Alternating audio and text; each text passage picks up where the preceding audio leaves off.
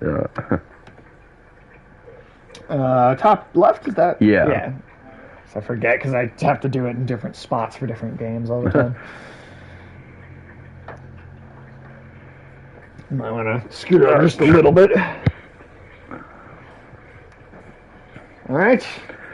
We're back. Here we go. This might be the last one. Last stream. We have to beat If we can fuck Dad for the last time.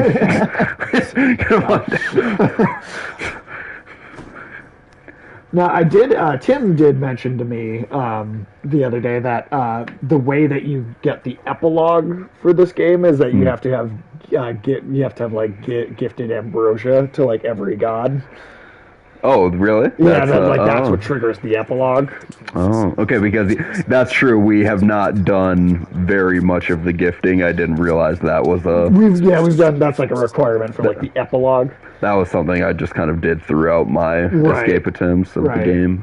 Well, we'll do a bunch of it, and do what we can. We'll do what we can, and I will go back. I will play this game more on my own time. Like I probably will try and 100% this for sure. Like, yeah, just me in too. My own yeah, time. me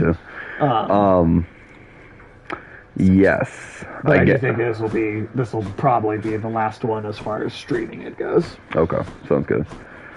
You see, boy, you are trapped. Fuck you, Dad. Fuck you, Dad. Happen to mean anything to you by any chance? What? Where did you... Ah, the cold witch brought it up. Never repeat that name again. I think witch was a euphemism there for him. I think so. Only this. The one called by that name despised it even more than I. Well, I mean, we could still do. We could still do in our non-spoiler review. Well, yeah, we'll talk more about. I just like letting these little dialogue bits out. Of course. Motherfucker. Who is this realm named after, goddamn? Yeah, goddamn it, you're in me, bitch.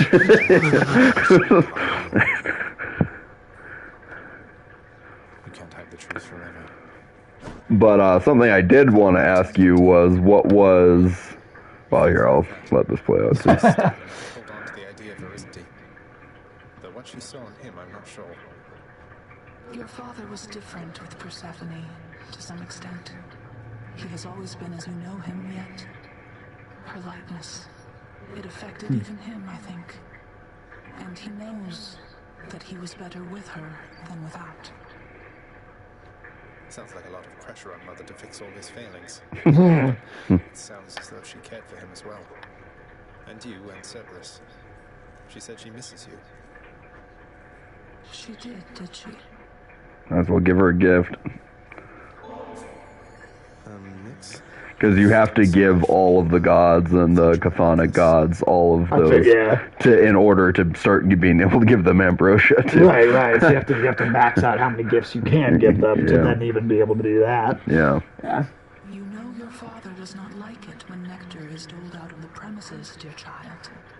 However, Have we not given her one before? I guess not. Jesus, all right. So, see, it's my affection. And there's her keepsake too. Cool. But no, what was Nadia's reaction to you liking Malignant? Oh yeah, she definitely looked at me with like, what? With like contempt. Yeah, kind of. Yeah, no, she definitely just was like, well, what the fuck did I not see? She definitely looked at me like a crazy person. Like I was like insane. But I don't know. That's funny. Well, it just sounds like from what she was talking about the other day about the kind of movies she grew up watching. I mean, all of like the Night of the Museums and stuff like that. I mean, did she grow up watching horror? A lot of horror? None. See, and except for when her friends, like her, like I think it was a cousin of hers, like would force her to and scare the shit out of her and basically put the movies on, like we would. Sure, for Sky, right? So I feel like having an She likes appreciation. horror movies now. Like, I Yeah, made her but watch, she- like, at least right. all the classics so that Just she would on understand around Scream. Halloween, right? Yeah. Not even, I mean, just over the course of the last couple of years. Like, I made her yeah. watch Halloween, I made her watch Nightmare on Elm Street. Like, we've gone through a bunch of those stuff Yeah. so that then she would totally understand things like Scream and Cabin in the Woods and get those meta-narratives. Yeah. Like, we watched enough for those to be For clear. sure. So then... Yeah, I guess the thing about Malignant is it's not trying to be straight up meta, but it's trying. Well, it is in a way because, Yeah. and I didn't realize this, but Corbin actually, I was talking to him about *Malignant* when we streamed *Back for Blood* last night, and he like Googled the movie and sent me this article, and so *Malignant* is a parody or meta narrative on that level, but it's of a very little known Italian horror subgenre called giallo that it is a meta narrative of, which I had not heard about before. And every giallo movie involves a woman who either is believed to have committed a bunch of murders or did commit a bunch of murders with like a dual personality or some sort of like other mind attached to her, or so that is actually like this weird little known Italian subgenre of horror that *Malignant* is kind of like a tribute to, or parody meta narrative of. That's surprising. So that's like this whole other angle to that movie that I didn't pick up on at all because I didn't know what fucking giallo was until last night.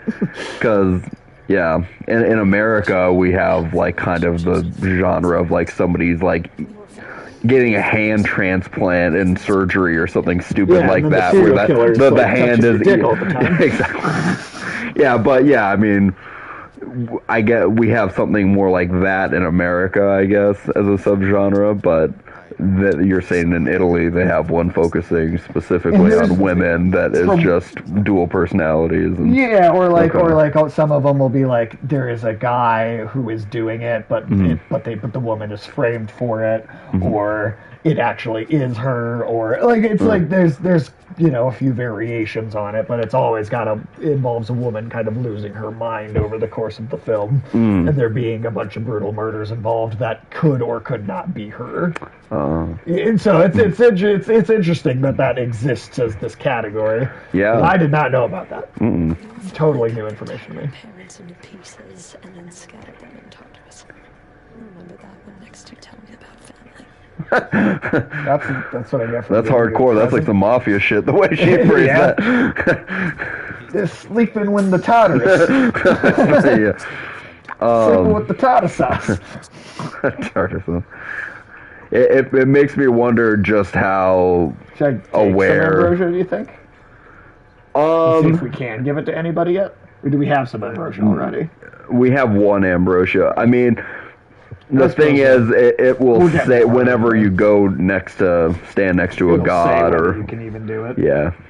Fair enough. But no, I mean, I don't know. But I just wonder just how aware James Wan was of that. Right, how intentional that might have been. You know, there could be, I mean, there is that subgenre, but he might have just been like, I have this idea of this evil teratoma, you know. Right. I'm gonna do the gun just because I think I can beat it with the gun. Oh, that, yeah. But then I'm thinking like, oh yeah, see since what Spider-Man's not even downloaded yet. Look at the keepsakes, I guess. Yeah. See what's Black Shell again? That's 10% damage. Striking non-damaged foes, also striking foes. So it's just a 10% damage increase. Yeah. Shit, we'll just. I mean, at some point I'll just want to like 3-star all of these. So fuck For it. sure. Fuck it, let's do it.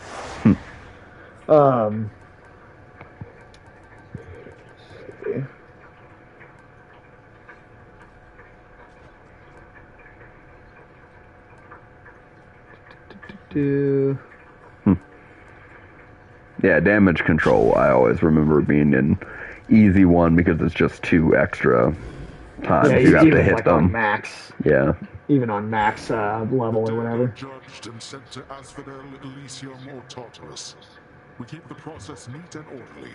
Everyone gets in, no one gets out. Except for me, who's gotten out 9 times. Right. 49 times. Well, that's just adds to the animosity he has for you, you know? Yeah. Spread fire. It's like it makes it into a shotgun more if you have that one. I think I'm gonna. I mean, I'm gonna go with piercing fire just 'cause For I know sure. why. Mm-hmm. So, there's a fish.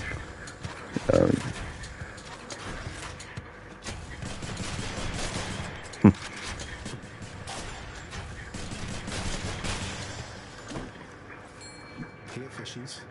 Fishy, fishy. Oh, fishy, fishy. Come out of the hair, fishy, fishy.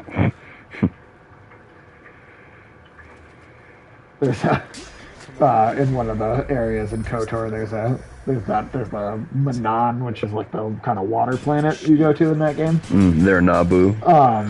No, it is not. Dude, Naboo is cool now because of that game, Star Wars Eclipse or No, whatever. no. For Princess Amidala's funeral, they renamed the planet to Naboo. A more touching gesture could not be thought of. Also, you say no multiple times reminds me of that Star Wars Episode 3 parody trailer where Jar Jar killed Jar Jar first. Yeah, Jar Jar is like, Misa could talk at the council, and then he's just like, no.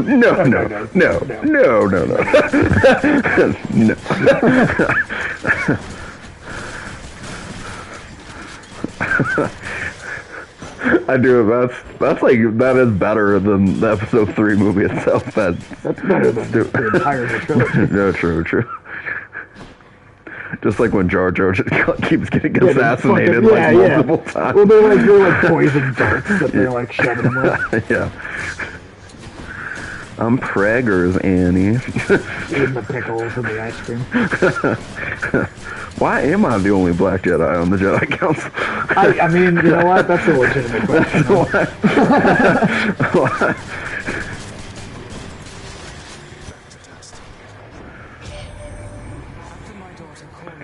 No, I mean, they you were know, the people that really killed Jar, like had that idea and actually like depicted Jar Jar just being murdered. Yeah, Before right. anyone Yeah, else, exactly. exactly. I mean, I'm sure they wanted to. I know, but I was able to take glee in that for so many years before anybody else could really, you know. Chill. But as opposed to Mace Windu asking why he's the only black Jedi on the Jedi Council, fair question. But if I was in the Star Wars universe, I would ask why are there so many humans? Yeah, why are there so many humans in space? That's what I would fucking. Right. That's something they don't really ever they never talk about it, but like honestly, like the society in Star Wars, the Galactic Society, does seem to be somewhat like human supremacist in a way, right? Yeah. I mean, it definitely they seems touch on like it more in like games like KOTOR, where like on that first planet on Taurus, like you actually do have like fucking like preachers on like street corners talking about the vile aliens infecting their planet and like how horrible they are and they should execute all of them. Like, so they actually touch on that, like they actually bring up the concept of like species kind of, you know, species hate or anti whatever. In KOTOR is the one Star Wars property that I've seen actually start asking harder questions about how the structure of the Star Wars universe is like actually works. Oh yeah, I mean, and to me the biggest like kind of plot hole sort of or inconsistency in Star Wars that's been there from the beginning to me is like at the since the first movie saying, you know, in a galaxy far, far away, you know, a long, long time ago. Why are people there? If it's a long, long time ago, and also the Star Wars universe, like, can go back thousands of years with human characters. Yeah. So a long, long time ago, that probably means like at least 2,000 years in our history. You could say it's going back to ancient history. Well, I'd say farther. But I'm just saying, like, KOTOR by itself is 4,000 years pre the prequels. The prequels. Yeah, before the prequels. KOTOR is 4,000 years before that. For sure. So that has ancient history to it, too. I mean, no matter what, like, George Lucas is saying and situating the Star Wars universe within our actual universe with that line. Yeah. And then you have to somehow fathom that ancient humans somehow at some point in the past, if it was from Earth, somehow got to travel into space. Maybe aliens came here first, and then you're starting to get into some ancient alien shit there from the History Channel. I do love me some ancient aliens. Yeah. I won't lie. Okay, pull up the stream on my phone to keep an extra eye on it. Oh, for sure. Go. But yeah, somehow There we go. you have to assume that ancient humans got into space somehow. And then not only got into space, but Right. prospered in space to the degree that they just took Became the over dominant everything species. in the universe. Right. You know. I mean, I don't know. I mean, like, I know that line is there, but I have never looked at Star Wars as No, as a reality that had an Earth or had our world in it in any shape or form. I know that line is there and that it does imply that something like that being the case. Yeah, but it does. It's so fucking far removed from that to me being a possibility. For sure, but I'm just narratively that's what it establishes, and then you could say that there was another planet because it's in this galaxy, right? This Star Wars galaxy, far, far away. True. It is possible, Humans evolved in a maybe different scientifically, yeah, that an organism pretty much like humans developed on some planet. Krypton. Yeah. You know, Well, I know, I mean, but like, that's. I mean, Vulcans just have pointy ears. I will say this about the DC universe is that the majority of alien species in DC do look like aliens.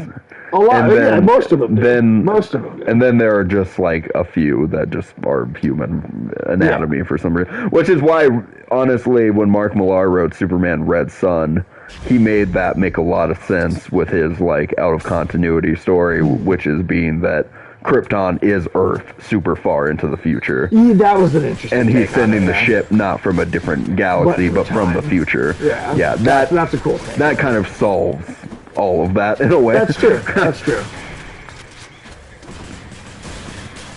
Although it does bring it, if you're, the whole Superman being an immigrant thing, it does push it slightly close to the direction of that South Park episode where the immigrants from the future are coming back and working, like, for cheap labor. So I guess who wrote that first? When did that Superman comic come out? Early 2000s. So kind of around the same time, actually. Okay. Hey, great minds think alike, you know. I mean, Trey South Stone, Park- Matt Parker, yeah. and Mark Millar. Yeah. I mean, I don't think there's really any better satire in Yeah, the modern world than South Park. right.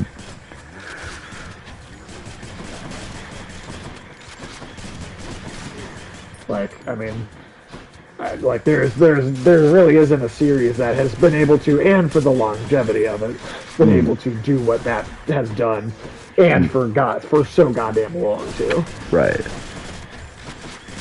So gotta watch the new specials act too. Oh I yeah, think they're that's both, true. They're both yeah. out now. So I think we didn't we plan to do that one weekend, did, and but then we Alex didn't actually didn't get to show it. up. Yeah. Alex was at that gnome wedding, Yep. just getting plowed by all sorts of gnomes. Yeah, man. Just had a gnome train run on him. Damn. Alex is one kinky gnome son of a bitch. He's got a real gnome kick, man. He's got a real gnome. Yeah. Like, I don't think I've ever seen anybody that likes gnomes as much. No, man. It's like his favorite thing. Yeah. But I don't know. I mean, we can talk about Spider-Man if you want. Yeah, well, Unless now you want to just save it, basically. and just do a spoiler Well, one tomorrow. yeah, we could just do that.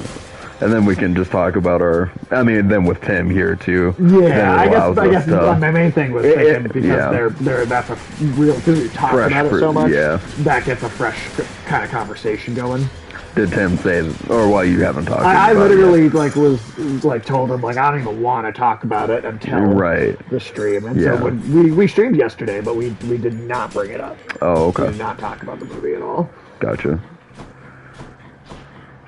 What's in that trove chest? Oh, just 50. stone. I mean, those are helpful, and we're also in the the first area. So contractor fuck shit. it. Yeah. That is not the lot. Well, it's going to.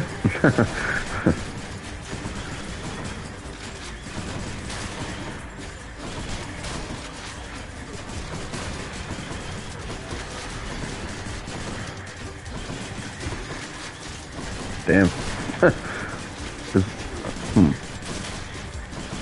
I was wondering if the skulls were spawning from somewhere for a minute. I think they're just actually appearing on their own. Yeah.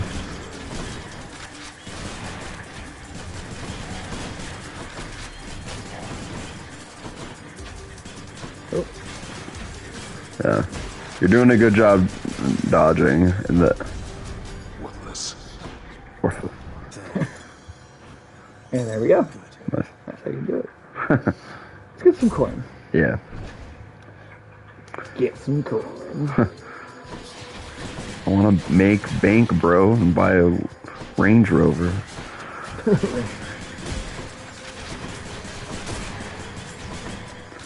Well, while you're playing, I might as well look at some of those amalgam characters.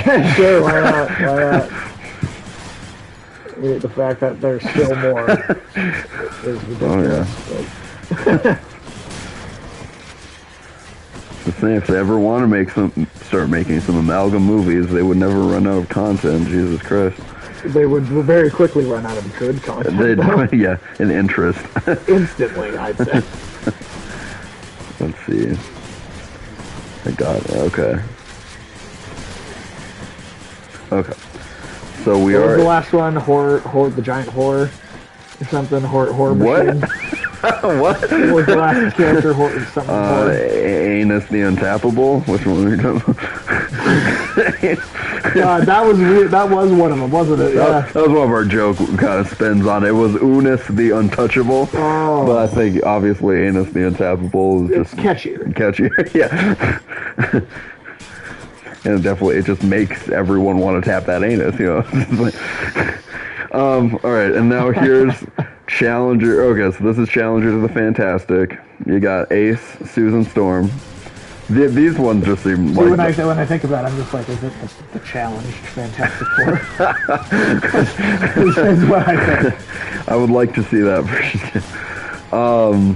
Some of these aren't as interesting. Bronze Tiger, or Bronze Panther, which is Black Panther and Bronze Tiger, which again, it's weak. There's Comrade Grodd, which is Gorilla Grodd and Red Ghost. There's Congo Red, which is the Congorilla. Goddamn. And Red Ghost. Diablo the Volcano Man. Diablo and Magic Man. Okay. That sucks. So some of these names have got brought up in some of the other lists up top. So I'll just try to read the ones. There's, like I've said before, this one's Galactiac. Yep, I remember hearing that. That's stupid as shit. Galactiac. Give me a fucking break. Give me. Let's see. I'm trying to think of the ones I haven't fucking read already. I do kind of wish you were able to be here for the KOTOR streams though, because the amount of just like feeling like a bad person that I've made Alex feel because we've been doing the full evil playthrough, and like some of the shit that we've been able to do, it's just so cruel. Yeah, like just so unnecessarily overly cruel. I wish I could see that. That's great. I need to. No, well, maybe one of these. Like at one point near the end of the game, you can force mind control one of your party members to like murder another one of your party members when they like try to argue with you. Oh shit! Like main characters you've had with you for like this 50-hour RPG. Yeah. You can just fucking start doing that shit to them, even not just the random NPCs. That's bad though. Maybe a little of each. Though what do you even care which pacts I sign or don't? Yeah, I don't know why you care. I see what you're doing. You want to be punished? Then come on. Hell yeah.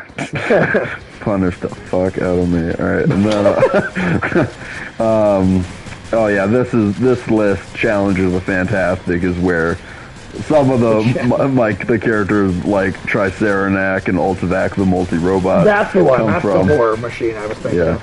So, yeah. That's what I was thinking of when I said horror machine. Yeah, Ultivac the I mean, that's one of like the better sounding, you know.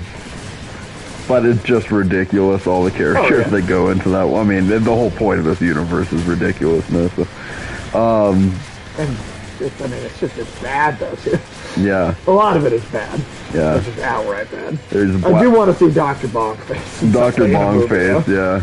And what was that other one? I want all the Jonas Brother characters Yeah, in there. just the Jonas Brothers. Weren't they actually just called the Jonas Brothers, too? I don't know. I was playing with the name a little bit, but it was, fucking, let's see.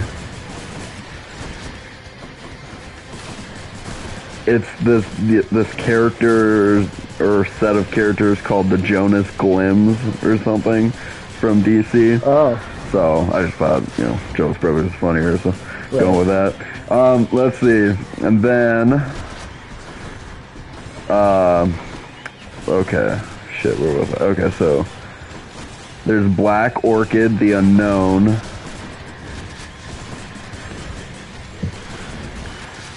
There's, this one I think I've read before, but Prez, the Master of Kung Fu. Is it like a Pez dispenser? No, Prez. The president? Yeah, yes, exactly. Yeah. The Goddamn stupid shit. Oh yeah, the dead man, the dead devil, the man without life. I do like, I like that one. Atomic Black Knight. Let's see. Broke out of Tartarus. Alright, we're out of Tartarus. Mandinestro. Mandarin and Sinestro. The Mandinestro. Now that is stupid. Good God. Good God. Wow. Roman Sir. Abin Sur and... Some character named Roman Day from Marvel. Oh, that's John C. Reilly's character from Guardians of the Galaxy. Oh, really? Yeah, that was shit. that was actually a character from the comics. So the random kind of background Nova Corps members. But yeah, that's John C. Reilly mixed with. What was the other one again? Abin Sur. So that's John C. Reilly mixed with Abin Sur. Well, that's weird. I think this character we've already made fun of before, but they're like the ultimate Senator Harrington Ferris. Yeah, I remember that. Let's see. Did I not go through this list already? Let's see. Yeah, a lot of these are repeats. Tip there, boss. And I have a tip for you. Don't be slow. Maybe this will help with that. Oh, fuck you, Hermes. Oh, he also did just get his keepsake too. Oh, well, that's good. Thanks, Hermes. Yeah, that, his keepsake I always equip once throughout the, through an escape attempt, because that just gives you an extra 100 gold coin right off the start. Cool. And the extra gold coin plus side hustle makes you a lot of bank. Damn. Yeah. I will definitely, Side hustle is one of the easiest ways to get a second or third Titan blood. Okay. In an escape attempt. Let's see. Cannon Fire. Mix of Cannonball from Marvel and Wildfire from DC. wow. Chameleon is just a mix of Marvel's Chameleon and DC's Chameleon Boy. What? But he's just called Chameleon. Why are there so many chameleons? Chameleon. Chameleon. Well, most of the characters that end in boy or girl are the super. they're Legion characters. Most of them. So they're dumb. Well, I know. The Legion is not my favorite. But There are some characters in there. I like genuinely Lightning Lad and Lightning shit. Lad, Brainiac 5's cool. Brainiac 5 is cool. It's the Saturn girl. Phantom Girl or whatever. There's a few, She's but, basically like, a lot of them she's like suck. Danny Phantom before Danny Phantom and shit. But a lot of them do suck. I mean, it's also it's always been a weirdly thought out concept to me. Like, I'm sure, like, the Legion goes back to like the 50s for sure. Oh yeah. And only then would they come up with some of those names. So I know, and it's like, I do just wonder. I think part of it was creating a bunch of young superhero characters, maybe that appeals more to the young readers. We gotta get the kids to read our stuff. Well, as opposed to just having like 30 or 40-year-old Superman and Batman and all that. Right. But at the same time, it's like, it is a weird concept, like the apex of superheroes in the future are all children. You know, isn't that kind of... It is. It's kind of weird. Like the main ones and they basically kind of protect the time stream a lot of the time, and Yeah. they're kind of responsible for a lot, and they're just They are. fucking kids or teenagers that are all kind of I mean, I guess the dumbasses. idea is that there's just such a fucking large number of them that, like they each have one brain cell, so like together, so like put them all together. Right. Well, I guess it's also like a comment. I mean, I think you could make a cynical comment about today's world, about kids thinking they run the fucking world right now, or wanting But to that run was the back world. in the 50s when that commentary wouldn't really have made sense. No, back then I think it was just for youthful care. But I Just mean, to try and have more yeah. appealing, yeah. If somebody wanted to be more cynical, they could write that kind of subtext to it today. But like the I appeal think- that those characters do have wouldn't that be ruined if you took it in like a cynical direction? Like the little appeal that those yeah. characters have is kind of all about the Well, fact that they're so I bright do and think there hopeful. was a big missed opportunity with the Legion and the Doomsday Clock, because the optimistic spin on the Legion is that it's a world where why so many of them are kids is it's a world where almost everybody chooses to be a superhero. Yeah, well, isn't it just like everyone in general? Yeah, Not even just basically them as most kids, people but, like, on just Earth. Everyone. And the Legion is the one exception to what I was saying earlier, where I said, like, the majority of aliens look like aliens. The majority of Legion characters are aliens from other planets. Teenage but aliens. Yeah, but most of them just look kind of human with superpowers. Right. That was kind of their version of Stan Lee's cheat of, like, let's just make them all mutants so they have superpowers. Right. DC was like, let's make them all aliens so they have superpowers. Right. You know? But otherwise, a lot of them still live on Earth and shit. And the real kind of cool, optimistic message there is that everybody chooses to do the right thing for the most part in the future. Right. And so that, I think, was a huge missed opportunity during Doomsday Clock. If you're having Dr. Manhattan mess with the DC timeline to try and make things more cynical Right. and dark, We just like, got rid of them altogether. yeah, and that would be like why some member, like there's at least one member from the Legion who came back, and I don't even remember what their Isn't it total. Pattern Girl? Yeah, it She's might have in been. a nursing home. Yeah. Where and- she's like trapped and like. Yeah, and so if you had characters from the future trying to escape being erased, and again, Yeah, that could be very they were all basically young people or children trying to escape being wiped from existence, Yeah. genocided by Dr. Manhattan, escaping yeah. to like Superman to say like save us, you know, like Right, we're right. fucking dying out here. Right. No, that could have been a really cool thing to do there. I think that was the one angle that I feel like, They you know, just didn't even if I'm being a kinda- script doctor for Jeff Johns, I would have had him hit on harder, but oh,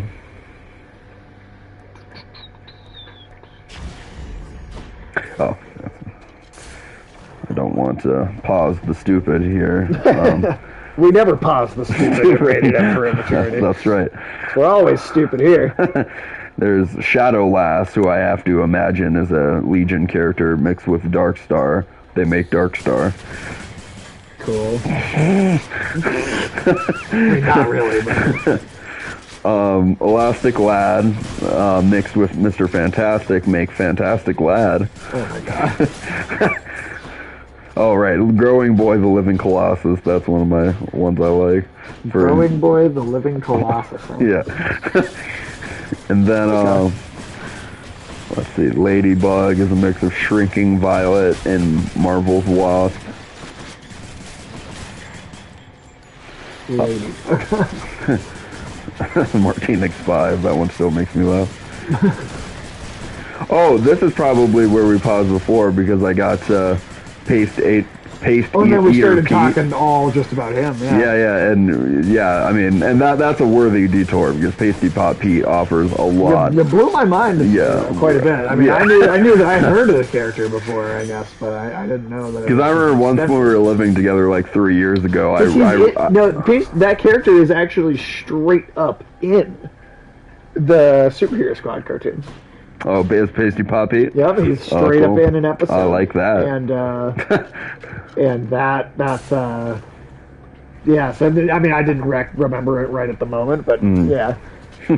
Yeah, I remember reading his Wikipedia once, like But 3 that's years why. ago, and I was just That's like, why oh, you like looked it up. yeah, It's and because of that episode. and I was just like, that is amazing, and I have to see this character and fucking, like If you you say a said, Deadpool movie, yeah. that would be the place. Let's see, Phantom Cat is a mix of Shadow Cat and Phantom Girl.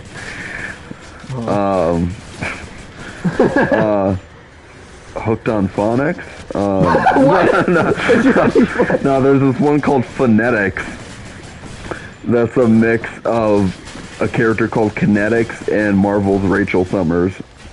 I'm sorry. How did they get to that name with the two of them? Well, I do believe Rachel Summers has been the Phoenix once or something. Well, Rachel but- Summers is a clone of Jean Grey. That's right, yeah. And also, that's Cable. That's Cable's actual mother is Rachel Summers. Scott, because Scott right. has sex with the Jean Grey clone, and that's where you get Cable from. God, he's always getting around.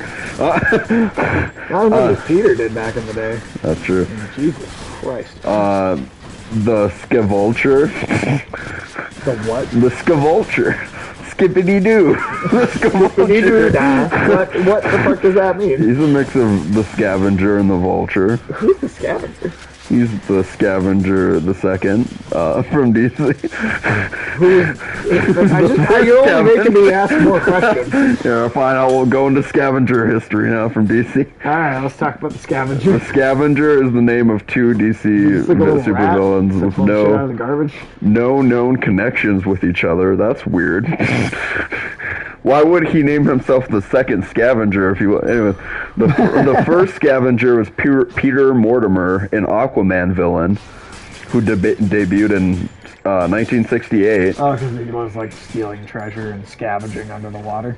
Yeah. Oh, I do remember him being in Jeff Johns' New 52 run.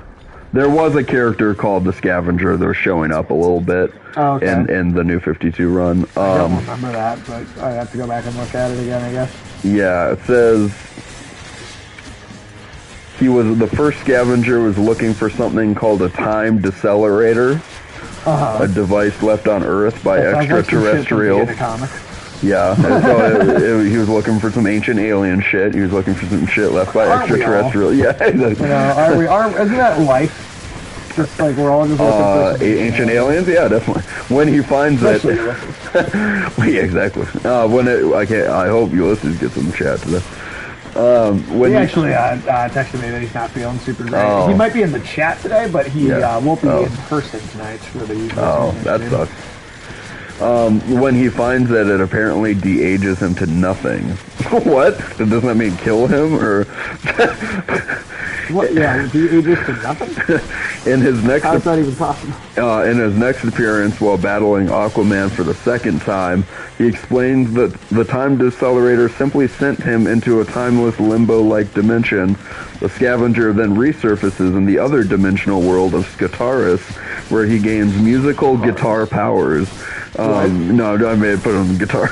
Becoming the Scavenger of Souls and battling Travis Morgan, known as the why couldn't he Warlord. just have been called the Scavenger of Souls from day one? Because that's actually kind of a cool I know, name. like just this whole last sentence here, it's like this guy sounded pretty lame as an Aquaman villain. He's like, but I had to get back here from this way more awesome side story I had where I battled a dude in another dimension called Warlord, and I was called the Scavenger of Souls. That's actually kind of awesome. Yeah.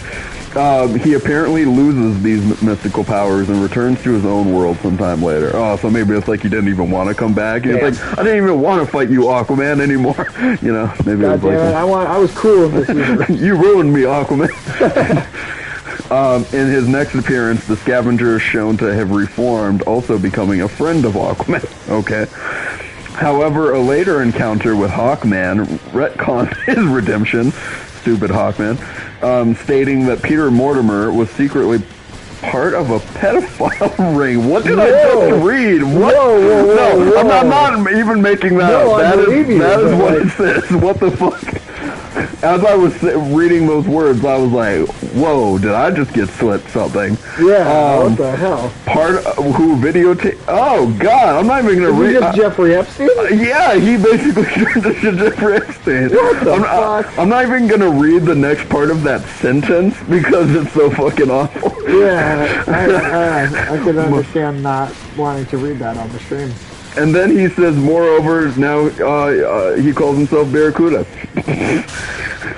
He explains that. Let me see. I just. What the fuck, dude? What the hell? Was this in the 60s? What the hell? Man, DC got real dark for a second there. Yeah, man. I thought the comics code authority wouldn't let them. Batman couldn't shoot people, but they could do that in the comics. That had to at least be in the 80s or some shit because, wow. Right.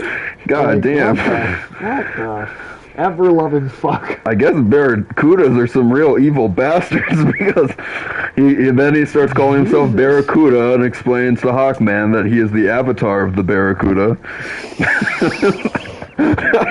What does that even mean? Just in the way, Spider-Man's totem is the spider, yeah. Just as Hawkman is the avatar of the Hawk. Okay. Oh, what the hell's my phone? Oh, I'm holding my phone. That explains a lot. Yeah, where could that possibly be? Stupid strange. God damn it. No, And has your memory gotten so bad that you can look at the thing you're looking for and still not know where it is? I'm around, my Aunt Lynn, she fucking does that every day. Oh, I believe that. She's asking me to come into the living room and find the TV remote for her, and it's literally right in front of her, multiple times that happens. And a lot of times she'll ask me to call her phone and she's holding it, and then she's like, oh, okay, I guess. And then after Barracuda attempts to kill both Aquaman and Hawkman, Hawkman kills him. Well, good on you, Hawkman. At least Hawkman kills people. Yeah, Hawkman. I wonder if Hawkman is the one who broke into the prison and killed Jeffrey Epstein. That would make a lot of sense. Because, I think if there's a villain to kill here, I think Hawkman shows a good moral ground on which to kill this dude. This guy. And then, and then the second scavenger first appeared in Superboy issue 2. He is an old man.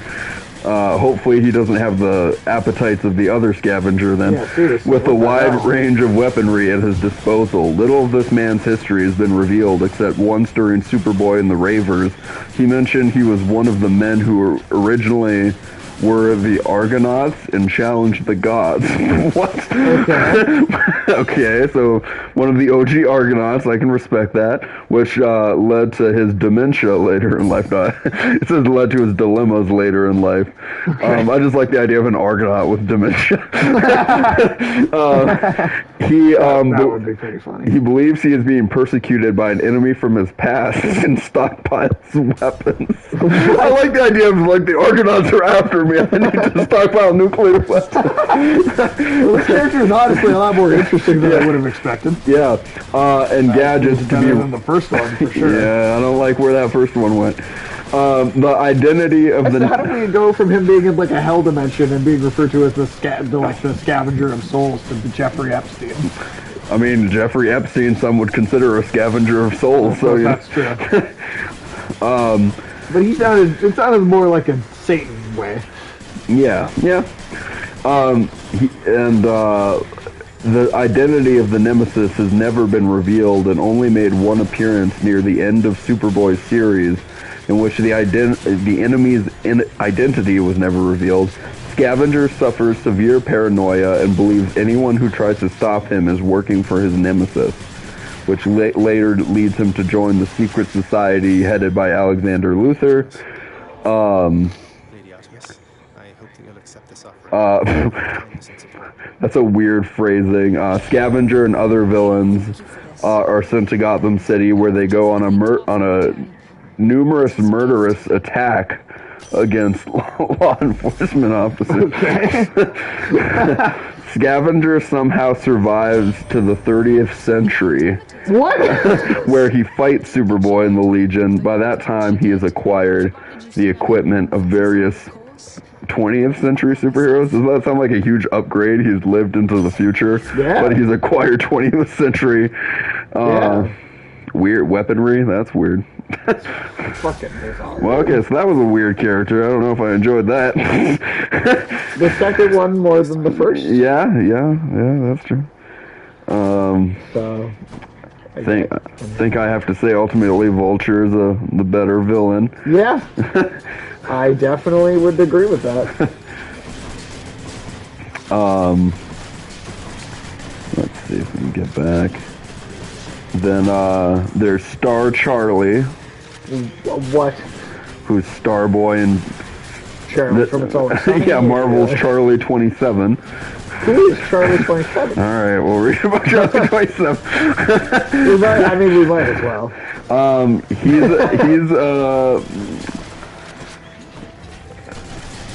So he usually appears in the Earth 691 timeline as a member of the 31st Century Guardians of the Galaxy. Oh. He might have even been in Guardians too then. As one of the Ravagers. Kind of along with the Stallone, kind of old school Stallone crew. For sure, because he was made... Wow, I forgot Dan Abnett's been around that one. But he was made back in 1969. And yeah, he was portrayed by Ving Rhames in Guardians too. Yep, okay. That was Charlie, I guess. Ving Rhames is Star Trek. Yeah, he's Charlie 27. Charlie, right, that's the crossover. According to Roy Thomas, all of the original Guardians of the Galaxy were created in a conference between Arnold Drake and Stan Lee, but it remains uncertain whether each individual character was created by Drake, Lee, or both. Interesting. So that's one where they don't 100% attribute. Yeah, they don't even know for sure. The team was featured in several Marvel titles and The Defenders, issue 26 through 29 in 1975. And then Steve Gerber, baby. Steve Gerber. Include Steve Gerber, baby.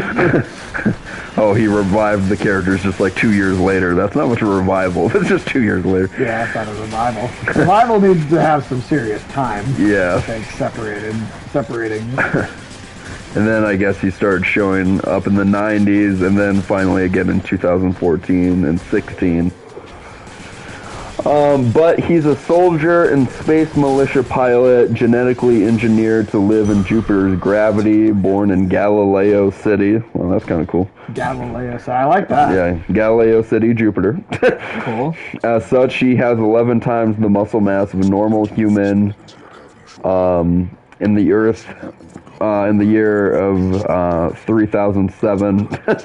He returns from a 6-month space mission to find his city taken over by Badoon. He hears a Badoon mention. He is the last surviving Jovian. This is kind of getting deep into Marvel stuff here. Let's see. He escapes in a teleporting pod to Pluto. Let's see. I'm trying to kind of skipping around here to read some of the more interesting parts.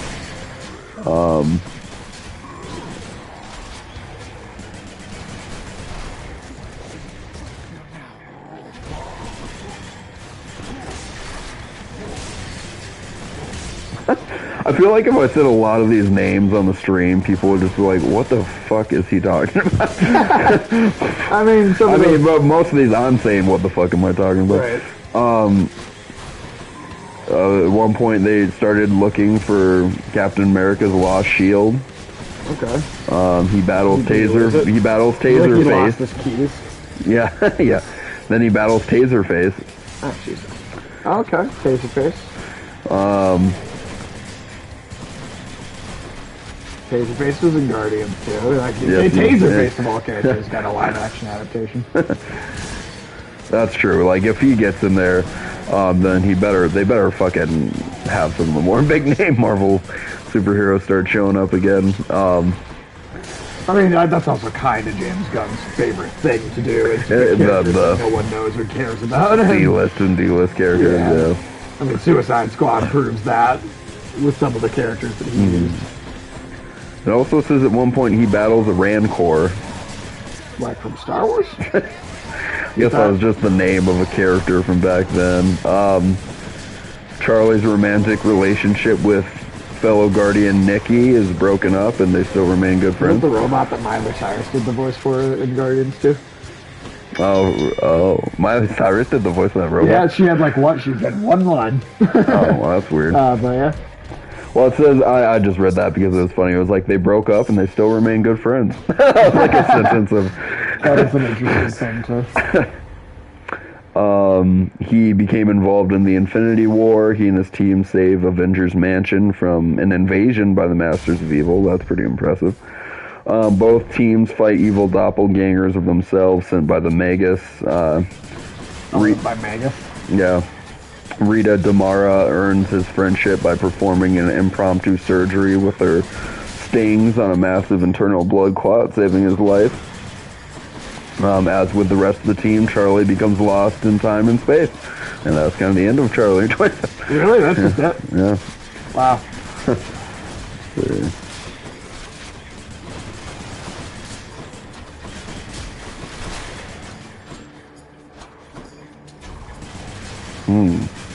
Wow, we're actually getting near the end finally.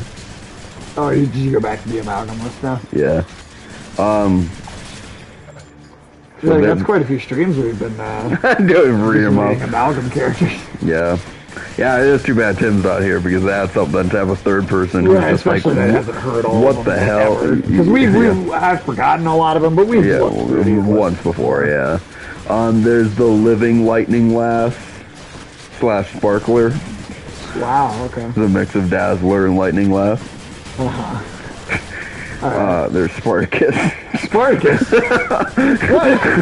Apparently, DC's Persuader plus Gladiator from Marvel equals Spartacus. You didn't know that? Basic math. Basic math. Spider-Boy 2099, Okay. a.k.a. Miguel Gland. Miguel Bland is Gland. What'd you say? Gland or something, I don't know. Oh, it's DC's Mon El mixed with Spider-Man 2099. Apparently makes Spider-Boy 2099. Even though both of those are men, I thought. Yeah. But anyways. They are. Aren't they? Yeah, I thought. Unless Mon El was Superboy for a while or some shit. There's Farlock.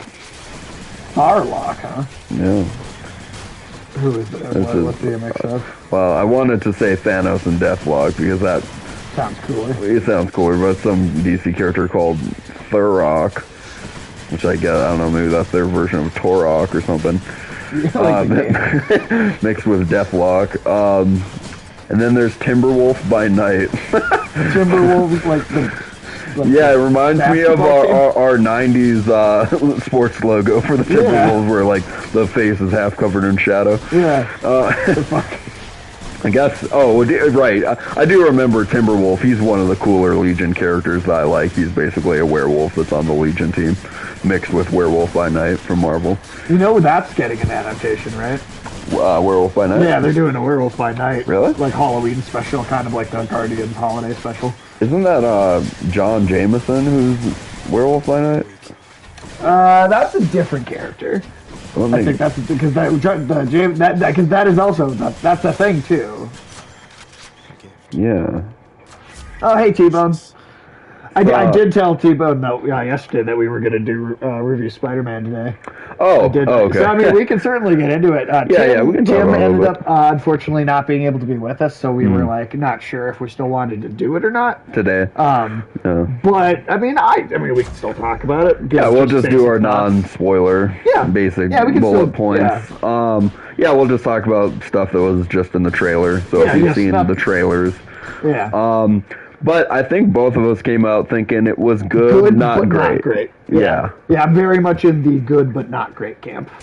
Yeah, and that's just because, I mean, honestly, for me, I'm not one of those people who like watches the MCU movies and has a problem with all the the comedy or the humor that's in Yeah, a lot of never them. before. For the most part, that's never bothered me, but this was the one time where I felt there were too many jokes that, I mean, Yeah. even for a Spider-Man movie that took away from some of the tension and some of the darker parts in the movie. Yeah.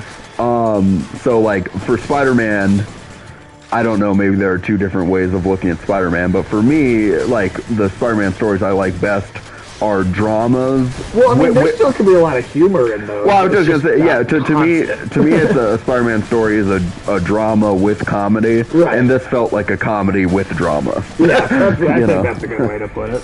That was Like for all the darkness that it kind of sounded like the movie was going to have, Yeah. you know, I didn't think it came through as much as. yeah, not all the time. Yeah, I mean, certainly in part. Certainly Yeah. in part. And you know, fucking, it's cool to see a lot of these villains. Like, I think two of the. I mean, you know, for some of the villains that people have seen in trailers, like, obviously They Doc showed Ock. all of them, I think, in yeah. the trailer. All of the villains.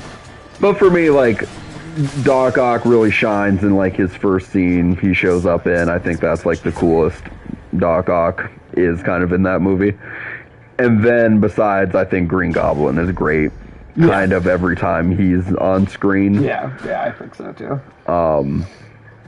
But yeah, but again, it was just me, like, I had this, of course, this idea of me and Sage talked about what we thought was going to happen in the movie for, like, a while before it came out.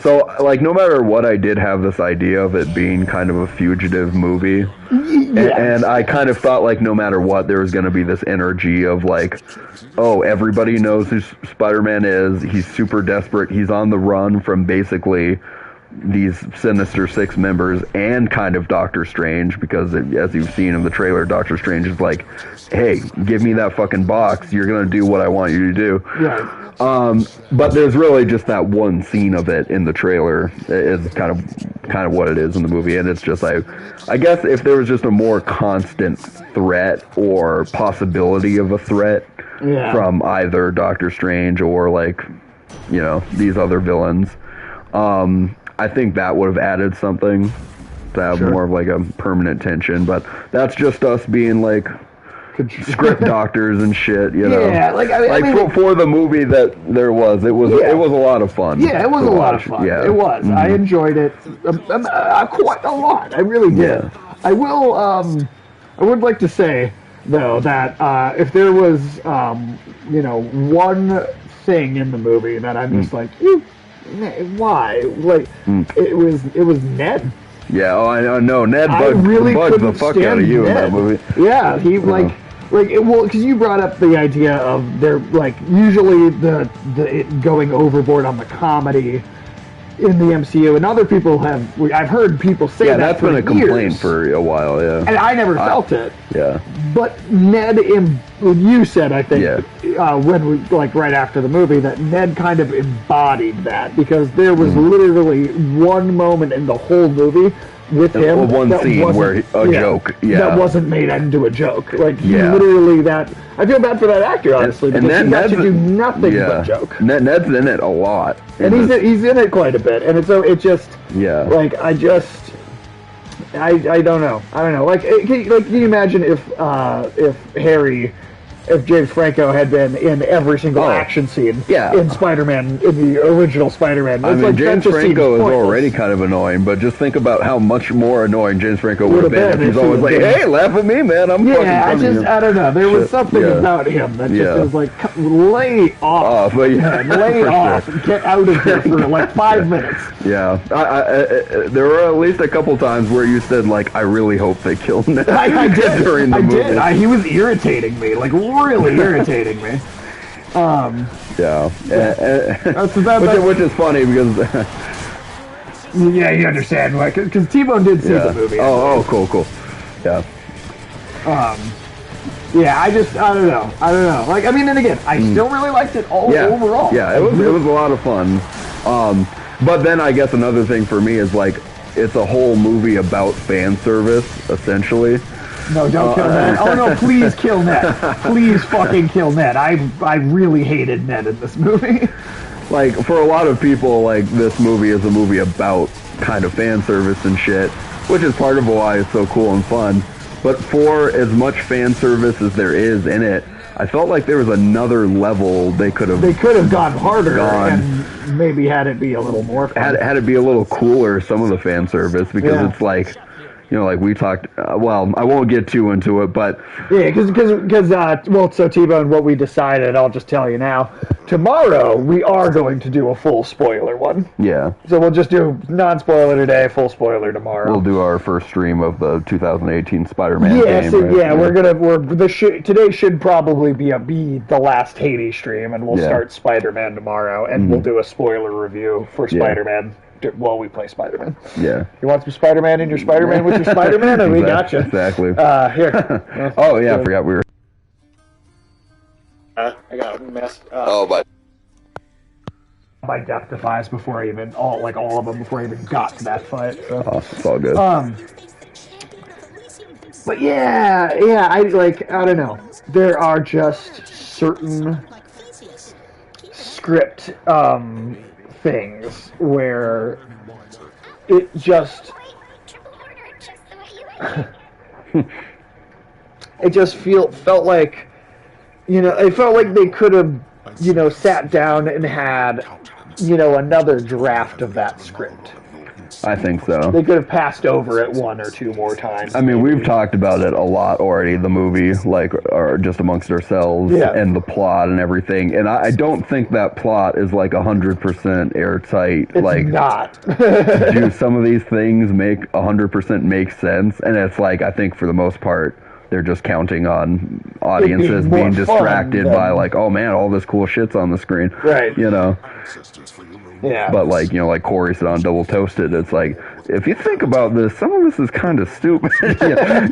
So yeah, some of it doesn't hold up under scrutiny. Yeah. Well, you know what really doesn't hold up under scrutiny? How Scott Lang, an ex-con with no job, can afford that fucking house in San Francisco.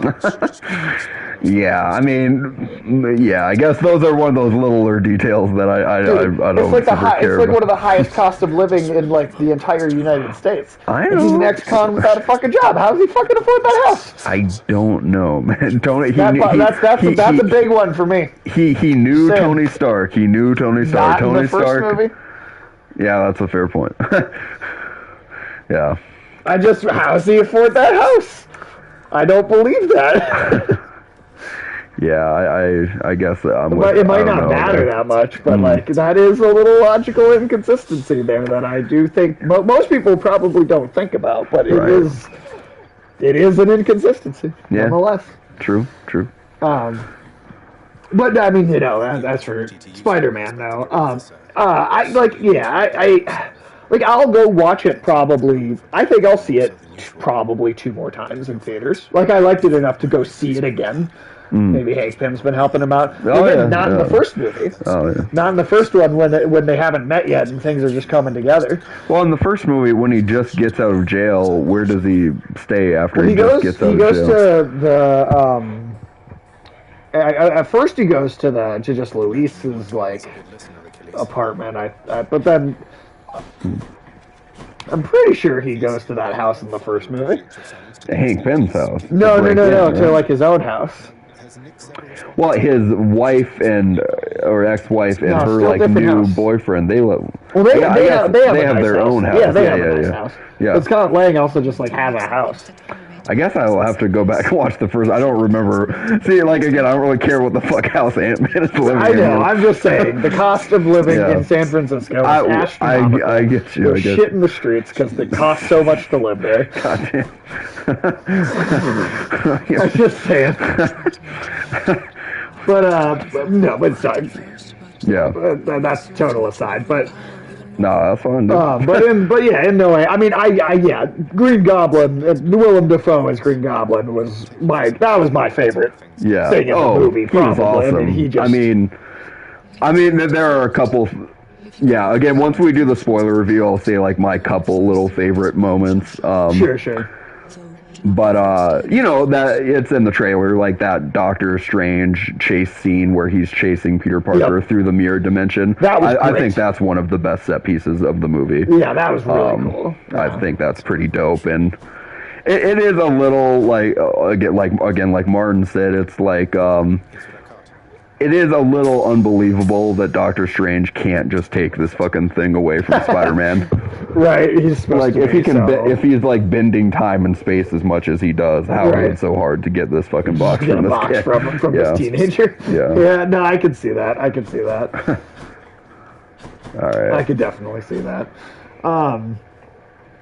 But Let's see, yeah, I mean, I think you know what I actually did genuinely enjoy Jamie Foxx, Yeah. who yeah. I could not stand in The Amazing Spider-Man 2. I thought he was I did so like bad. I did like Jamie Foxx more than he The Spidey, but should Spidey senses trump does Spider bending- Sense Trump magic. Well, not just magic, but bending time and space and like Right. moving in another reality. Plus, I don't know. I still feel like they're a little inconsistent with Spider They Sense are. in the They MCU are. because I don't well, have a even hun- I feel like every iteration has been I inconsistent. feel like Tobey Maguire's is the best about it. It's pretty good in the first two movies, but it is fucking all over the place in Spider-Man 3. The guy, because I watched all three of them Sure. recently. They do a pretty good job in the first two movies of Yeah. having him, of the spider sense being really effective. But in Spider-Man 3, there's a bunch of moments when it's like, okay, come on, what the fuck? Does part of that have to do with Venom? No, Because before Venom usually- even enters oh, the okay. picture, like just hair, like when he's riding his motor or his moped down the and he street, gets the and jump Harry on him. just Yeah, yeah. swings in from behind. Like really, Oh, really, your spider yeah. sense isn't gonna like tip you off to that. It's true. Like, I'm okay with once in a story. And it doesn't work on Sandman several times. And that's true. Yeah, like I'm okay with once in a Spider-Man story for the sake of dramatic tension. It catch him off guard. Sure. But I am very like I do pay a lot of attention to the Spider-Sense stuff. yeah. And it's like there's a moment earlier on in the movie where Tom Holland's running across a bridge. And a dog, like, violently, like, barks It just barks in out his from face. Yeah, he's just walking down, right? Yeah. And the dog the traffic is stopped, and there's yeah. a dog with its head out the window. Right. And yeah, and it's like, rah, rah, rah, and it just goes crazy at and him. he's scared. He like He jumps. like reacts to it, and I'm like, That the dog didn't do I mean, because anything, it's not real danger. but it's the possibility of Right, a it's the threat possibility that of will danger. tip him off. Yeah. So Yeah. it's the possibility that a dog can bite you in the Could bite face. you in the face, yeah. yeah. and I mean, we can talk about it tomorrow more. Yeah. But like, there is also one near the end of kind of right at the very end of the movie that I also was like, Oh shit. would have thought he'd noticed that. Oh really? Okay. There's Yeah. one right near the end that I just was like, huh, Yeah. didn't see that coming, huh? So when there was a big like suspenseful moment relying on his spider sense because they so rarely use his spider sense and like because it's already in Civil War was really consistent with it. I mean, I Well, know was it- Spider-Man yeah. had a relatively short amount of screen time in Civil War, but it was really consistent in Civil War during that airport battle. It was really consistent. I forgot I had the legendary aspect of the Gilgamesh. I think All right. we are just now unlocking it. Right. Okay. The Gilgamesh claws are fucking awesome. So. Hell yeah. Okay. Now I can't see what the.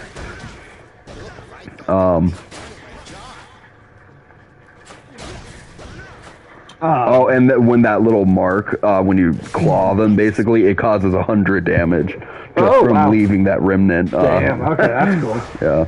Fuck yeah. Could even turn some stuff down for. Yeah. But yeah, so like having a scene rely on spider sense when it's inconsistent. it's not the rest really of the film. highlighted a lot in these MCU movies. It is It's- weird, yeah. It does. It's a little off, for sure. For sure. I mean, I also Lady Athena. like other people have talked about how like irresponsible it is for Doctor Strange to just agree to do this. Yeah. too. For Yeah. me, I buy it out of it. I buy his arrogance, like being enough of a reason for him to think it's like I fucking got this shit. You see how I nailed Endgame? Yeah. You see how I dealt with that, and they demoted me? I'll show them. With the way it there's a actually little bit plays of that. out in the movie, somewhat compared to how they show you in trailers. That's like, true. It is a little different. The way it happens in the trailers, I kind of prefer a little bit, just Right, because it just makes Doctor Strange seem More like like more of Rick. an asshole. Yeah, It's more like Rick. Yeah, 'Cause yeah. in the trailer, it was like Wong was like, "Don't fucking cast that spell," and Doctor Yeah. Strange winks at him. He's like, "No, we're gonna do it." Yeah, I mean, we're it really doing is like, "Don't tell Wong we did the spell, Peter. Yeah. Don't tell Wong. Don't tell Wong. Yeah. He never shuts up about. He'll never shut up about Yeah. it. We broke the multiverse, Peter. We broke the multiverse. We got to put the multiverse back to Peter. I Then. would Don't like tell to Wong. just see Rick and Morty do like a kind of tribute episode to No Way Home, where it They are. is Doctor Strange and Peter Parker. That'd be hilarious. That Like- is actually like. Think about the cross branding Yeah. appeal they could get if Oh they did yeah, that. yeah. I honestly would love to see like a little, even if it was just a short, but like a little animated thing Yeah. where it just does do Peter and Doctor Strange, Peter and Doctor Strange as Rick and Morty. I think that'd be fucking hilarious. Yeah.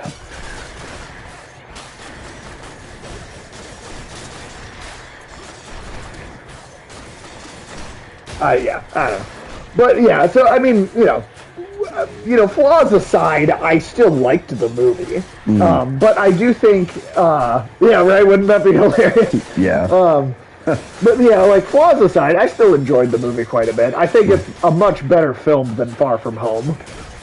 Yeah. It's the second best of the MCU movies. Yeah, I just I like But I like Homecoming. I more, do but- too. I think Homecoming has a tighter script, and I just genuinely like a street level Spider-Man. Yeah, for And sure. I think that's, I mean, you're like, hey, I like Cosmic Spider-Man too. But Spider-Man rarely in the comics dabbles in the cosmic. It's only every once in a great while that they actually go into that kind of thing. Yeah, Like Madam yeah. Web comes around once in a fucking blue moon. Right, totally. To do something. Like, it's very rare. Yeah. So, yeah, 100%, I am with you there. Like, Spider-Man spends most of his time doing street-level Fighting, stories. yeah. And I think it would have been, I don't know, because Far From Home also just went so big. Yeah. With this event, almost Avengers His level most thing. powerful villains typically are Green Goblin or Doc Ock or Yeah. Rhino or some shit. And so I guess, like, I also think, like, maybe a Far From Home had been a more pared down, simpler street level film and hadn't gotten so big at the end, Well, weren't you then telling this me- might have been yeah. sold even a little bit better because it was the only one of the three movies that tried to have cosmic stakes. You know, Right. and Far From Home had also been more pared down, and then this movie was the only one that went really big and crazy. That it Yeah. would have been like even more like, oh wow, this is extra fun because so far Spider-Man has not gone big and crazy. Yeah, but we have in But we Infinity have. War and Endgame, yeah. Yeah. And well, and That's then true. even if Far From Home was more pared down, Infinity War and Endgame would have still been big, crazy events with him. Yeah. So, but yeah, even though I mean, like, I don't know. I hope that going forward we will, and I mean, I've talked about on the stream about, our Mr. Big Man in Hawkeye. Oh, yeah. Already. So, the fact that Vincent D'Onofrio is around, I would just very much like to see a Spider-Man movie in the future that focuses on the Kingpin being your primary villain, and just let Spider-Man deal with stuff on a street man. level. Just please. Yeah. Please. I would really like to see more of that. Yeah, for sure. Instead. Let's see, Curse Right. of Pain. Yeah. It's again, I know like it's a lot of criticism that we're talking about, and that could make it sound like I just picked it apart and didn't like it, but I really did. Yeah, I think I think you liked it more than I did. I did like it. I think I did like it more than you because there are certain, and we can talk about this, more spoiler stuff tomorrow. But like there's like one scene in particular that I did feel that I don't think you did, or at least not. Oh, yeah, really. yeah, I No. felt it. Yeah. And I'm being very vague, but Yeah, and like, I'll say there's why certain that moments. didn't super land for And me I do tomorrow, understand but your yeah. reasoning too. I Yeah. totally do. But yeah, when we get into that tomorrow, we can talk more about that. But Yeah. but I did like it. Coming Street soon. level. Well, yeah, I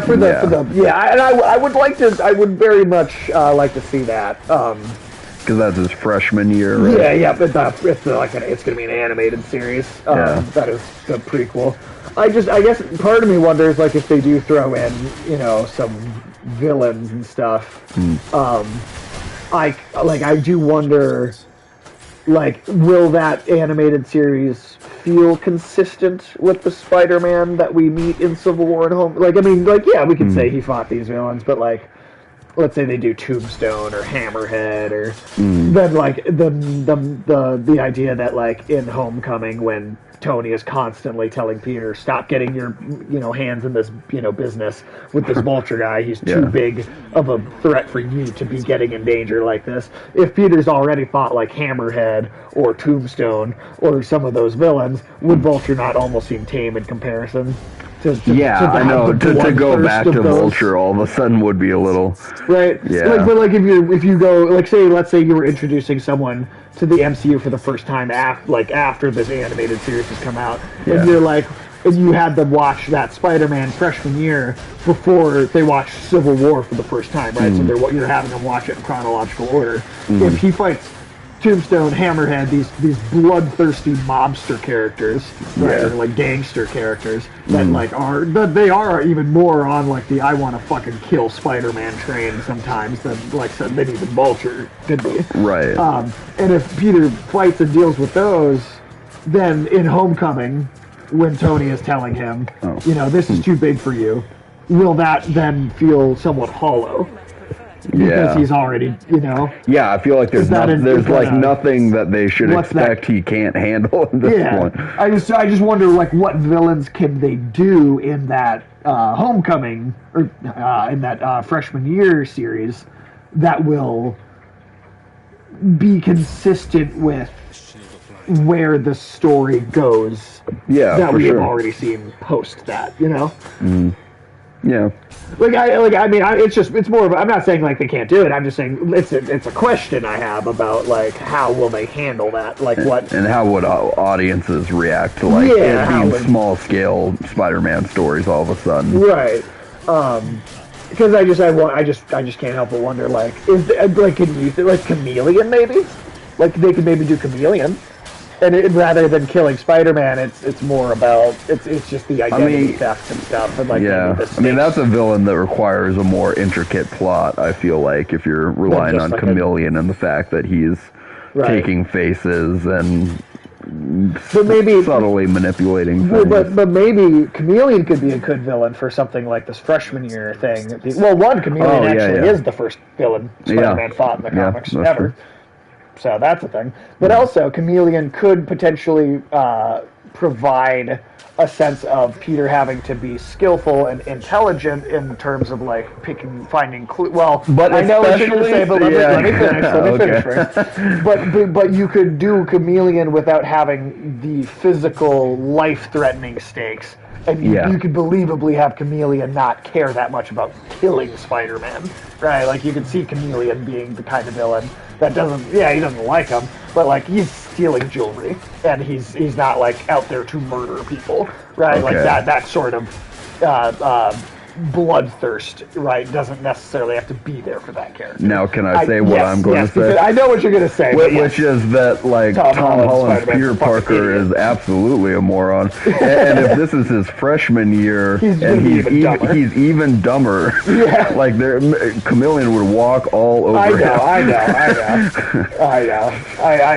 don't know. Because, he does, and that's another thing about about No Way Home, is that even in this movie, Peter is making some stupid goddamn choices. Yes, he fucking is. And that's a big, another thing. Stupid. It's almost an obstacle in my enjoyment of the movie sometimes, because it's like, for me, a good Spider-Man story is Spider-Man living with the consequences of doing the right thing. Right. Here, he's constantly living with the consequences of doing the wrong thing. Right. Over and over. Right. Right. He's not very smart.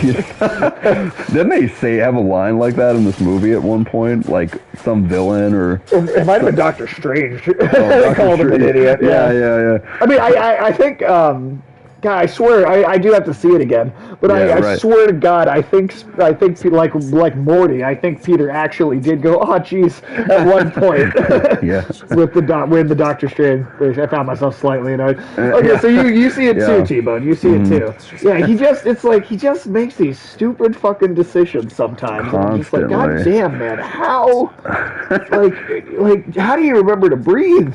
And I even blame Aunt May at one point because there's one. She does some stupid There shit, was too. one point where Spider-Man's like, okay, I'm gonna do this thing, and it sounded like the reasonable thing to do Yeah. finally. Yeah. And then Aunt May's like, Talks him out of it. and Aunt basically. May's like, Peter, have a heart, and it's like, shut up. This is not the time for This is having. the only smart thing he's ever done. Not Let the him time do for it. having a heart. It's the time for having a brain, motherfucker. Yeah. Yeah, don't talk about doing the only smart thing. Yeah, don't talk about him doing the one smart thing he's tried to do. God damn it! So I mean, to be honest, there's a certain part of the movie Both that I was Aunt kind of May blaming and him. Doctor Strange enable him a little bit. They do, yeah, they enable him a little bit. And you know what? I will say that about the fucking, people complain about having Spider-Man so tied to Iron Man, but in Homecoming, Tony Stark was constantly telling him, "You're a fucking idiot. Do it this way. You're wrong. I'm right. exactly. Don't do it like this. Stop that." Tony, I'm starting to respect Tony Stark's worldview Yeah. a little bit more. Yeah. Like, I do think, for all the complaints people have about Spider-Man relying on Tony Stark in this iteration, I think in Homecoming he needed to. Yeah. They kind of proved, and maybe that's the mistake of That's why Iron Man was constantly just like, his greatest fear is like, you're gonna get killed, you dumb piece of shit. Yeah. That was constantly his He's greatest like, fear. God damn it, and you're gonna die. You're too stupid to live. You're too stupid to live. You're going to die if you keep doing anything. But that's what I mean. Like that line, I think that's why the story in Far From Home it works, because you know what, Peter is he maybe kind of dumb in that movie? Yes. But the script at large is written consistently with keeping the fact that he is at that level of intellect in mind, right? Yeah. So it doesn't bother me how dumb he is in Homecoming, because the world and all the other characters react to him correctly when he does something stupid. Yeah, right? That's true.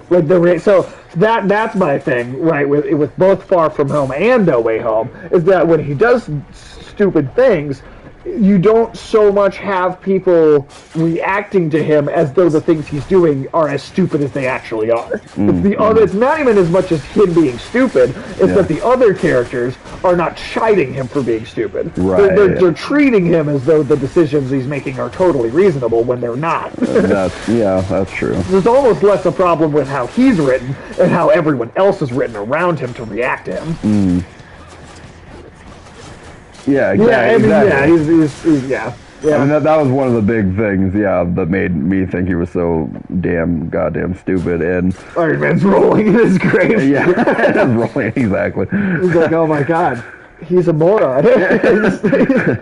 I gave him that? What was I thinking?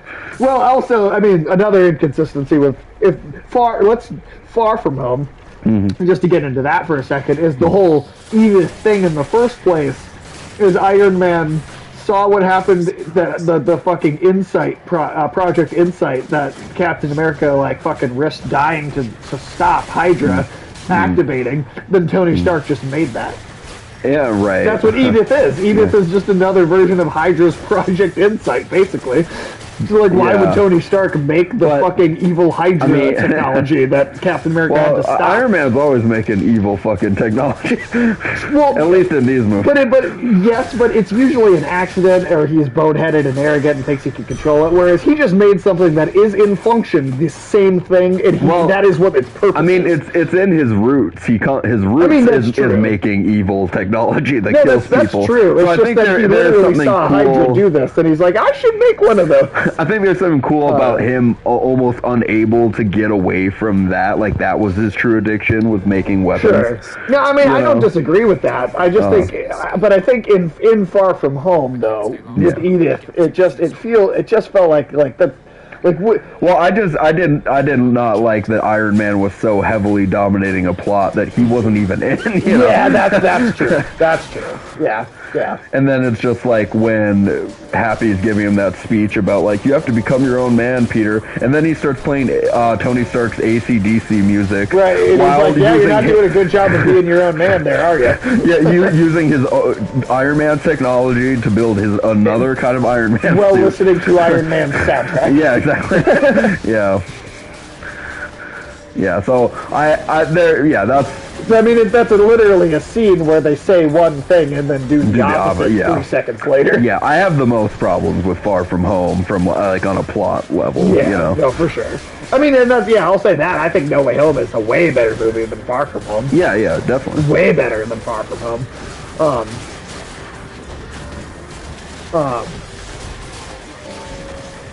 But I, and without spoilers, I do think that where the movie goes, in the end, ultimately, it does set up the idea of a Spider-Man going forward that, might is responsible. That might finally have gotten some of that.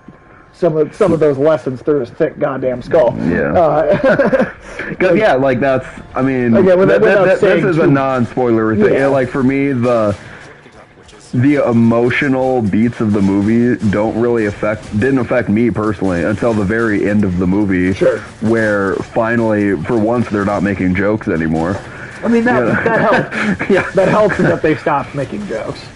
And it's like, it is a tragic situation for Peter Parker, and it's like no Spider-Man story works without a tragic situation. Yeah, for sure. I mean, I guess that's one of the things about Far From Home is that there's not a tragedy really anywhere in the movie, other than that he's kind of sacrificing his teenage life to be Spider-Man. Yeah. Well, I think here's what I think. I think even though the Ultimate Spider-Man comics do a much better job of that same kind of version of the storyline, with Nick Fury always being like, I gotta pull you away from your life here.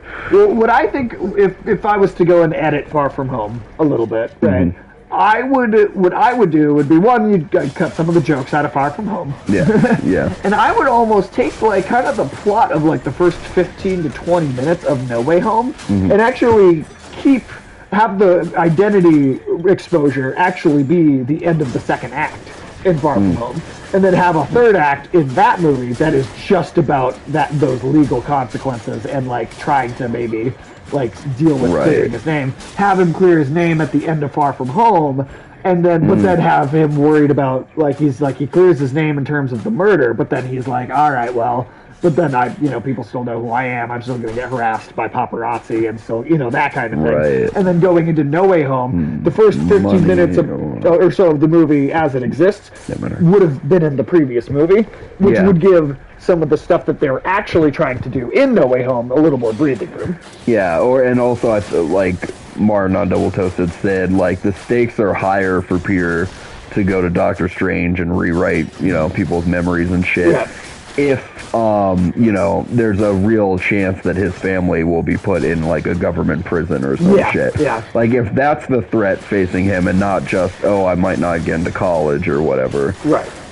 Then it's a little more desperate of a situation. And, right. And again, like very little desperation was felt as a result of the end of Far From Home. And because of that, it makes it feel like Far From Home really just doesn't matter as a movie. No, not really. Like it really, like I think had they capitalized on that threat, you could say retroactively, well, Far From Home might not have been, great, but like it did set up the stage for this really intense thing in this movie. But because they do kind of hand wave away a little bit, like it's really just like, well, we don't want to deal with that cliffhanger so much. We want to do this story instead. They do find a way to move past it so fast. To get to the multiverse story that they want to tell, that it does make Far From Home. It's like, well, why do you even do that then? Why was Far From Home even what it was if this is what you really wanted to do in this movie? Like, why not have done Far From Home slightly differently so that it better led into this movie? Yeah, I mean, really good story is working through all of your beats, Right. Because if you're just kind of speeding into what you want to get to most as a writer, the stuff that's like the most fun. Then people are going to pick out those parts that you kind of skimmed. Exactly. You know? I mean, that's like just as an example, right? Like me and Ulysses have been working on A Red Age, which is a novel. Yeah. Which Tebow and I don't know. I just say it for the audience. I know you know, but right. but Tebow and I, we've been working on many written projects for years. We have a comic. Between a bunch of us, we have novels. Me and Ulysses have written 3 of these books. And we had this outline originally for like just this one book. And it was going to be like 5 books, right? And the outline for like the first one had all this stuff going on, and what was supposed to be like chapter 3 of that book ended up being the cliffhanger at the end of our first book. What was supposed to be the event of chapter 3 in our original vision for it, right, turned into the cliffhanger at the end of just at the end of the first book. That first book turned into 4 separate books because as we started writing it, more and more things came up where we were like, well, this doesn't feel fleshed out, or like there's too many holes here, there's too many questions about how this works, so like we need to make sure this is clear, or this works, or this makes sense. So like, you know, it kept expanding and expanding until now it's, you know, 1 book became 4 books. And then, like, you know, based on that, like, the 5 books we originally had is probably going to be, like, 15 books. Right. You know, if we actually did all 5 of what we originally planned, that's going to be, like, 15 in reality, because of just how things, like, as a writer, you do need to, you need to flesh everything out so that, because it's like the crowd-pleasing moments are, yes, they are the most fun thing to write. Right? Like, it's really satisfying to write those moments, and it's a lot of fun as a writer to get to a moment like that and go like, oh hell yeah, this is going to be the dramatic moment, or the thing we want to get to. Well, people aren't going to feel it if you didn't do the narrative work. Yeah, if you don't do the legwork for the, you know, maybe not what are not necessarily the most exciting parts of the story. You got to put the effort into those too, though, because that way, when you do get to the big moment, because you've built up if you've built up a quality story that whole time, then you'll actually care when those big moments happen. Well, it's just like you can't get to from point A to point C without going through point B, you know. Right, and if you don't draw the line in between. Yeah, exactly, yeah. Right? But you have to draw the line. But it's like if you just had point A, point B, and point C, and you just hopscotched from point to point without drawing the line between all of them. Yeah, people were like, I don't quite care or get how we got here. Exactly. Yeah, T-Bone, once they're available, or like once they're like properly finished, I mean, they're not, right? They're not done. Like, the first one is the closest, and even that's still got a little bit more editing work that it needs. And then books 2 and 3 are still in like their first draft for the most part. And we still got to write our comic book and we have to write our comic books. Yeah. And we have pilot. Me and Ralex wrote like really rough drafts for pilot scripts for 2 different animated series. Oh yeah. I mean, we've got a lot of projects that we want to do. But the novels are the closest thing to being an actualized product. Right, by a significant margin. Like, those have gone through like 5 different drafts at this point. I think like those books are so and T-Bone, I guess I'll tell you a little bit about it since you seem interested. The first novel, and they're not like going to be like massively long either, I don't think. But the first one is called A Red Age. And the other 2 that we've written, they're sequels, right? So it's a series. And you have, essentially what the story is about is, it's kind of 2 primary topics. It is effectively a kind of, it's a study of kind of the hysteria and nationalism that is brought upon civilian and military populations. You know, it's a little bit of it's its own fictional setting, but it's taking a bit from like from 1980s America, right? Like that Cold War propaganda, nationalism on both sides too, from both America and Russia, and how they like would fearmonger the population into fearing the other country to such an unnecessary degree, and lie about and so it's a kind of a breakdown of that, and then the other part is it's a kind of a retelling of the fall of the Roman Republic and how, between Pompey, Caesar, and Crassus, the Roman Republic, fell, and it was corrupt long before them. But that triumvirate, right, then led into the fall of the Roman Republic and the relabeling of it into the Roman Empire, and how that transition happened. And then, like, the main point of the story is to take told through dinosaurs. Yes, it is told through talking like cartoon dinosaurs, no human characters. But like then the actual like kind of point of the story is to take that kind of American the study of like American nationalism and Cold War propaganda and that kind of story of the Roman Empire and kind of create a parallel between the politics of Rome at the time and how the corruption got so bad and the way that the country transitioned from a republic to an empire and the corruption in modern America and kind of how that became transitioned from a republic to an empire, and the 80s in particular being a decade where a lot of that corporate money came into American politics through Reagan and that kind of era of Reaganomics. But again, the story is told through cartoon talking dinosaurs. Yeah, all the while originally Ulysses wanted to like tell a badass dinosaur story in the beginning, right? Like, I mean that's very. I think me and Ulysses have been very much on the same page about all the these ideas subtext kind and all of the that. whole time. Yeah. So that's what that book is about, T-Bone. that's what my book's about. And Ulysses has always been very into dinosaurs, so he wanted to do it as a dinosaur. The very, I mean, I remember the original conversation that me and Ulysses had, and we were literally like we were just making jokes about how like weird and kind of funny imagery it would be if you had a bunch of dinosaurs and dodos having like a space battle with each other. Yeah. And then we were like, all right, but like how would we do the legwork to get to that? Right. And so then we came up with like a four book prequel, which then would lead into a second series of what is probably 4 books that are actually about the space dinosaur dodo wars. And then I mean it just gets we get weird with it as it goes. But those are in particular those first 3 books they really tell the story about like the corruption of Rome, fall of Rome, how it became an empire, and saying like look at the history of the way history repeats itself because the mistakes of America are the mistakes of Rome. Yeah, my favorite part of that story is that it's that smart subtext and everything.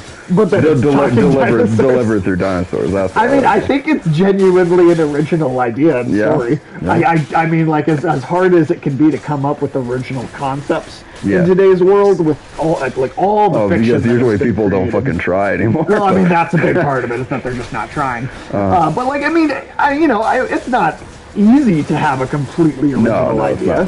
I mean, and even to a degree, like even the greatest original ideas are still taking inspiration from something, right? But they're then having some originality to it and fleshing it out in an original way. But I do think this whole Rome America parallel with talking dinosaurs is I do think it's original. Oh yeah, I think it's original. Ooh, more coin. All right, let's do it. Oh wait, I have half a health bar. Yeah, got all your death devices. Might be low after this, but. But yeah, so that's that's the thing, T-Bone. So the first book is The Red Age. And the second book is titled The Poisoned Sky. And then I don't know if we've 100% got a title for the third book 100% nailed down. I think we were throwing around a cold-blooded war at one point. Wait, what was that last part? A cold-blooded war. Which was the title we were kind of tossing around, but I don't know if we 100% are going to stick to that for sure or not. I like it because it's a play on the Cold War and their lizards and shit. I mean, it's clever in a few different ways, so I'd go with that. Let's see. Oh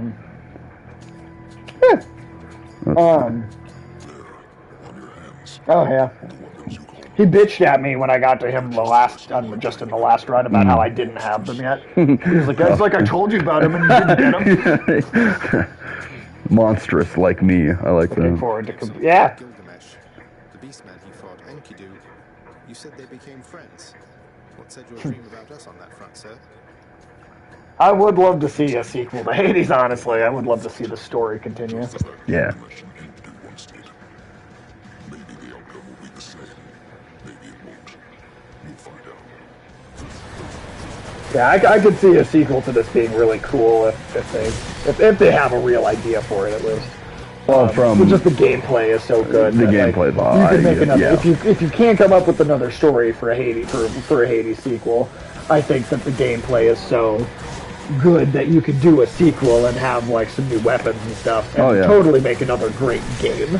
Yeah, definitely. I mean, just going off of the story in this first game, I mean, again, what seems most obvious to me is that war between Hades and Olympus. But do a game that's like kind of more about that. Yeah, that comes to a front, and that seems like an obvious. Yeah, the only thing that's you could lose, especially if you take it out of Hades, unless you set it in Olympus.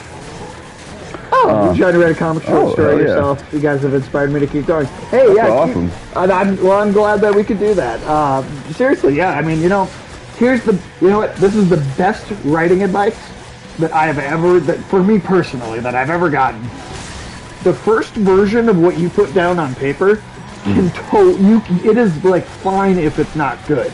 If you can just get it out and you get it written down, then you can go back and do as many drafts as you want and, change.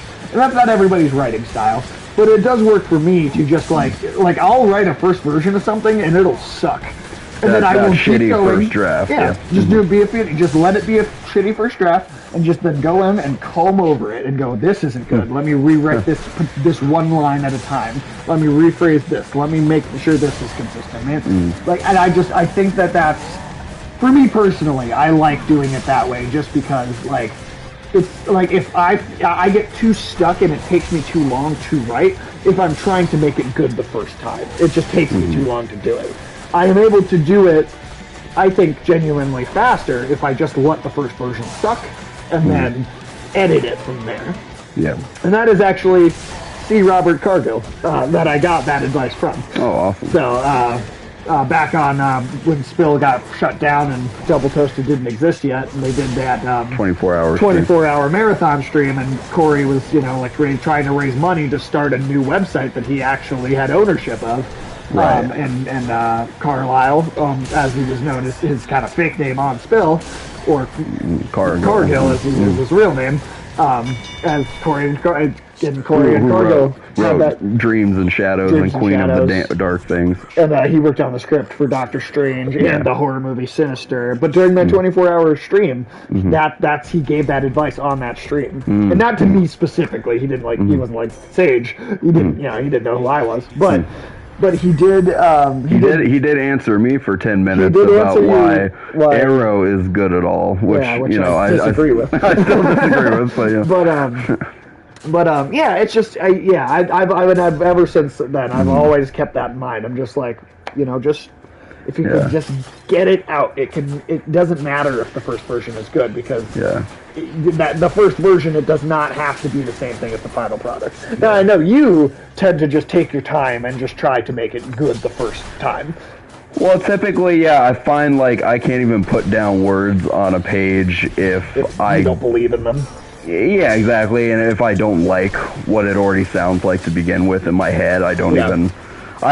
For me, I mean, I've gone to school on and off for the last 10 years for writing, so it's like, for me, it's, I just write the first draft. I mean, it's basically revising still, but I just don't go through the work starting from the beginning of doing another draft. You're revising it over and over as what that first draft already is. Yeah. Which, and I mean, again, it's like, everybody does it a little differently. And if you can do that, that's fucking awesome. Right? It's just my brain just doesn't want to work that way. For me, I'd say the main thing is to stay involved in a writing community, and and it doesn't have to be this bougie, snobby, like elitist thing. You just know writers, like just talking. We're just if you there are people that you can talk to on a regular basis that you can workshop. Workshop. Have people you can trust with your writing. Like if you ever want to email a short story or whatever, like to one of us, like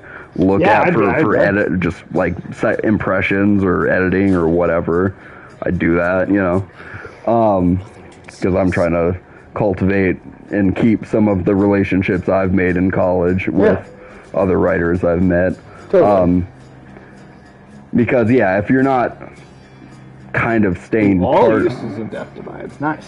Yeah. So if you had like none of them left, I forgot that it's all of them for him. Yeah, let's see. But no, I think that's good advice. I think that's very good advice.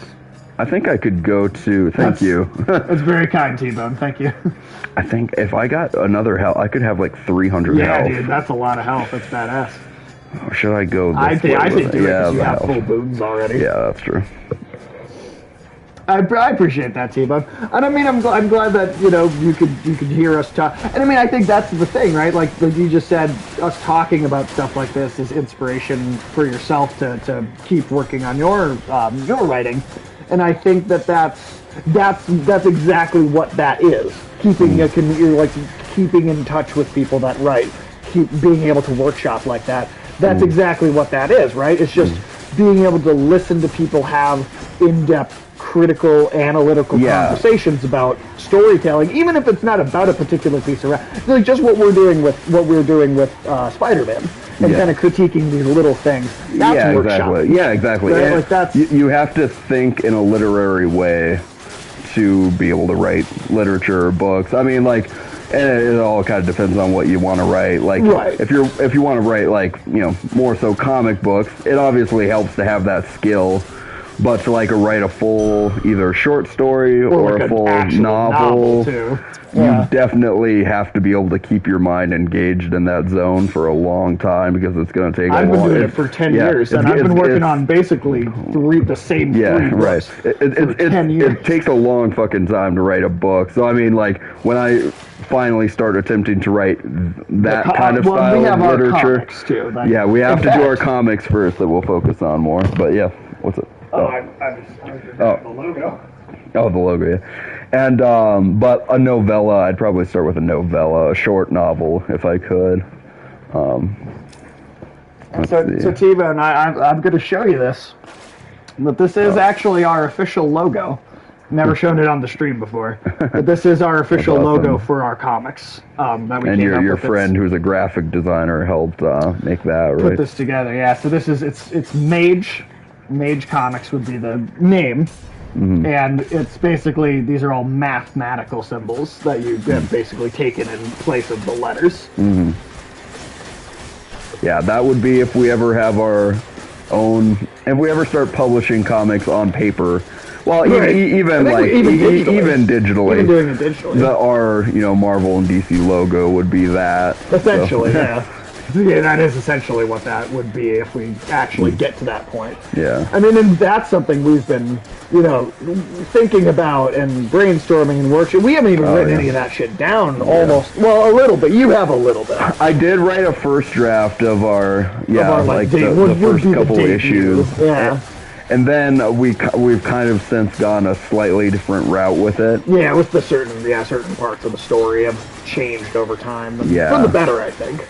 Because that's part of why you do so many drafts, because there are things like as I go through drafts on my novels, right? I mean Ulysses novels, because it's really is two of us kind of in full equal partnership there. But in certain drafts, there's been entire storylines that have been added in a new draft. Right. So the third or fourth draft of my of my book, A Red Age, will have a completely That's a good question, T-Bone, because I don't know if I've ever asked you that. You know what? I don't know what the names of these. I don't know. Do we know if Alexa knows? Yes, she knows. She knows. She knows. I'm not good with numbers and math, so I don't actually know these symbols. Like, really? Oh yeah, I suck at This math. is more of someone else was like, "Hey, what if we did this?" And I'm like, "Sounds good." I think the idea was to get mathematical symbols that looked like the letters M, A, G, and E. Well, and this one in particular, this one, the M, I actually did design this one myself because I okay. took the pi symbol and I said, what if I stretched it and kind of contorted And it played into with it it, and yeah. played with how the pi symbol looks and turned it into an M. And then okay. the rest of them were like, well, what if we just kind of took the math symbols and kind of made that a theme? Totally. So I genuinely don't know what those symbols mean exactly because I'm not good at math. But, yeah. We went to an American school system. No, just kidding. I did. That's true. That's why I don't know anything. But no, but like there are entire storylines that I don't, that like didn't really exist in previous I like that. drafts. Yeah. But then we were like, well, okay, if we want this story to be fleshed out, we need to tell this side of this narrative from this other perspective. And in this draft, let's just start writing an entire other like fucking thing. Right. Essentially, like so, some drafts have been just like basically doubled the amount of story content all of a sudden. You know. Theseus and Asterius might be getting into a bit of a Interesting. tiff for once. That's funny. But yeah, like the Red Age, I mean, there's just so much friggin' lore we've thought of for the comic. It's ridiculous. It's so much. So much. I think we needed a good like establishing like. It's been about 20 years that we've now been brainstorming. Thinking about it, yeah. This Since we were kids, this comic universe. Yeah, and like we needed a good like first story that was kind of a good launching pad for at least a big piece of the lore. Yeah. And I thought our original comic like worked pretty well actually as a first draft of an issue and like in a narrative as a narrative sense. I think it worked pretty well, but I don't know if like for all the crazy shit that's gonna happen and I feel like we need to introduce that kind of like almost right off the bat. That's Yeah. how ridiculous and weird and just kind of nutty. Yeah. So it's a little unfortunate that I couldn't go a bit more just kind of classical almost first classic story. comic superhero origin. Yeah, but I think it will ultimately work out for the best. Yeah, I think so too. And I'm still like in my head, you know, kind of just brainstorming perfectly how to fit, because once you begin, you know, you're stuck with what you begin with, Right, you know. right. So you really do want to nail that intro. I mean, you know, at one point in time, this comic, we actually did envision it as a Marvel or DC style thing where we made a ton of different. You guys forgot the math. How insane would it be if your logo became some sort of plot device for That would stories? be interesting. Like if like the math meant something that drew. Yeah, that would be cool. That would be. That's It would actually a pretty have to be interesting for idea. one of our like more genius superhero characters. Yeah. There could be something to that actually though. Yeah, I'm for gonna sure. keep that in my mind. That's a and good idea. Think about it and see if maybe there is a incorporation of that. I like that though. I do. But like what you know, for a long time we did kind of envision our comics as this sort of, you know, it'd be like Marvel or DC. We'd be, you know, we have all these characters that are all headlining a different comic, and they have crossovers, and they do, and eventually We just realized we didn't quite have the manpower for that. as we stopped being children, we're like, well, man, that's like, you know, something. A lot of work. Well, a lot of work, and also like we're poor people. Yeah, right.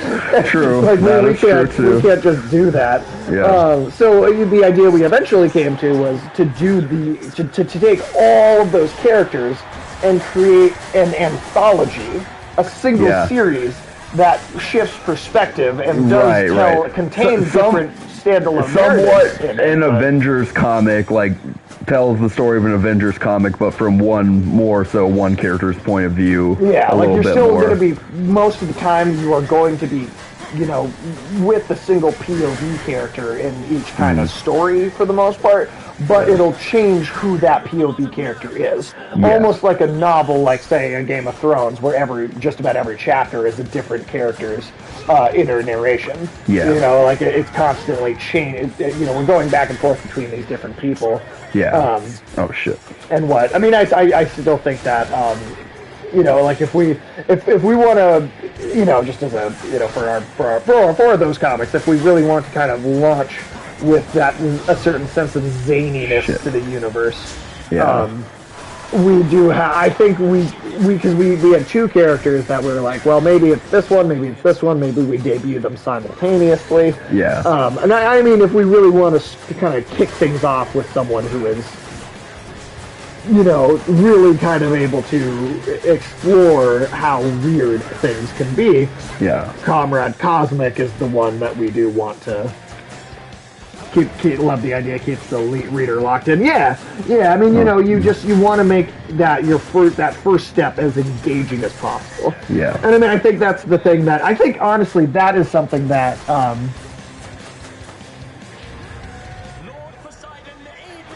Shit. Poseidon.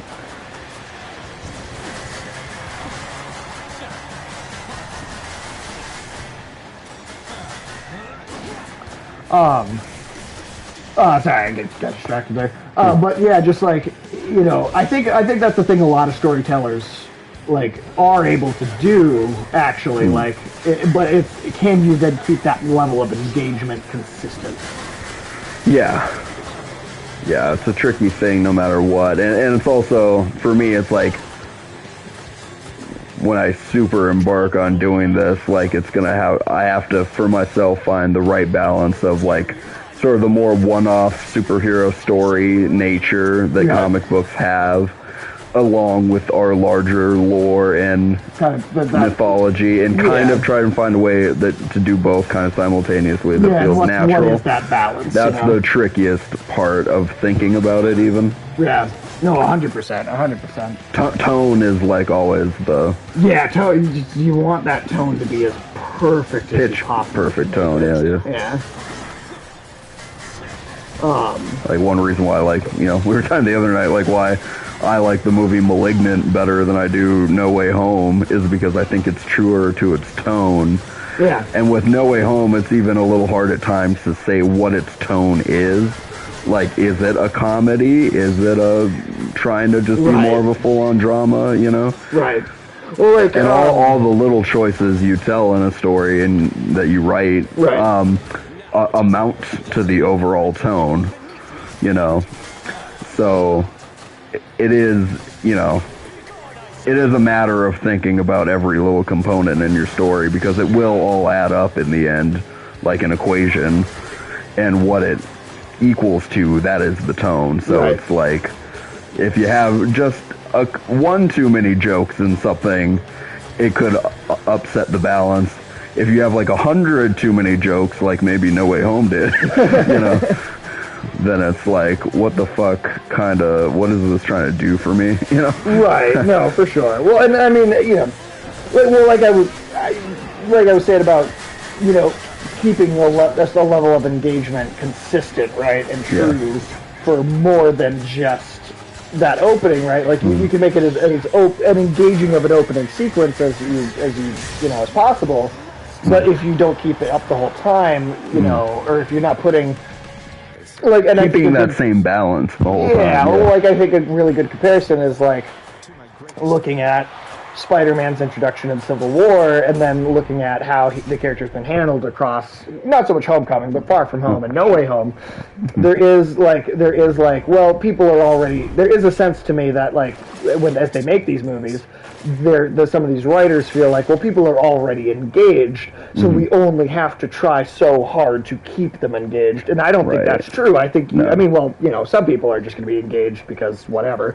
But I think, you know, in terms of like, I mean, for let's say, to keep other writers engaged in another writer's story, like us who spend so much time thinking about this, to keep us engaged, Oh, yeah, it you has need to be tight, measured, and you need to be putting that same level of effort into every step of your story that you do your intro. You can't just be like, well, I sold people on it, now they're along for the ride, and I don't necessarily. Game of Thrones did that, right? They were just like, well, people have been along for the ride, they're with it now, so they'll be with it. But that's not now true. we don't need that same sophistication at the end of the story. Right.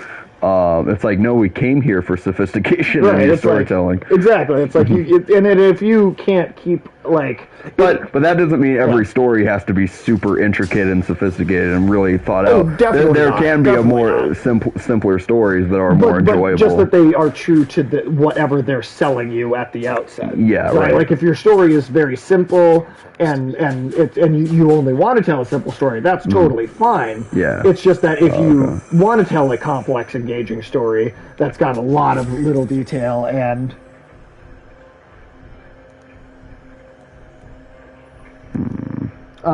if you want to tell that really engaging story and be really or something really complicated, but you don't want to keep putting the work in past the intro, well then maybe you shouldn't be telling a complicated story. Yeah, I mean, of course, every story is going to be its own beast. I mean, there can you can start writing something, and it can start. Again, to be honest. Right, right, for sure.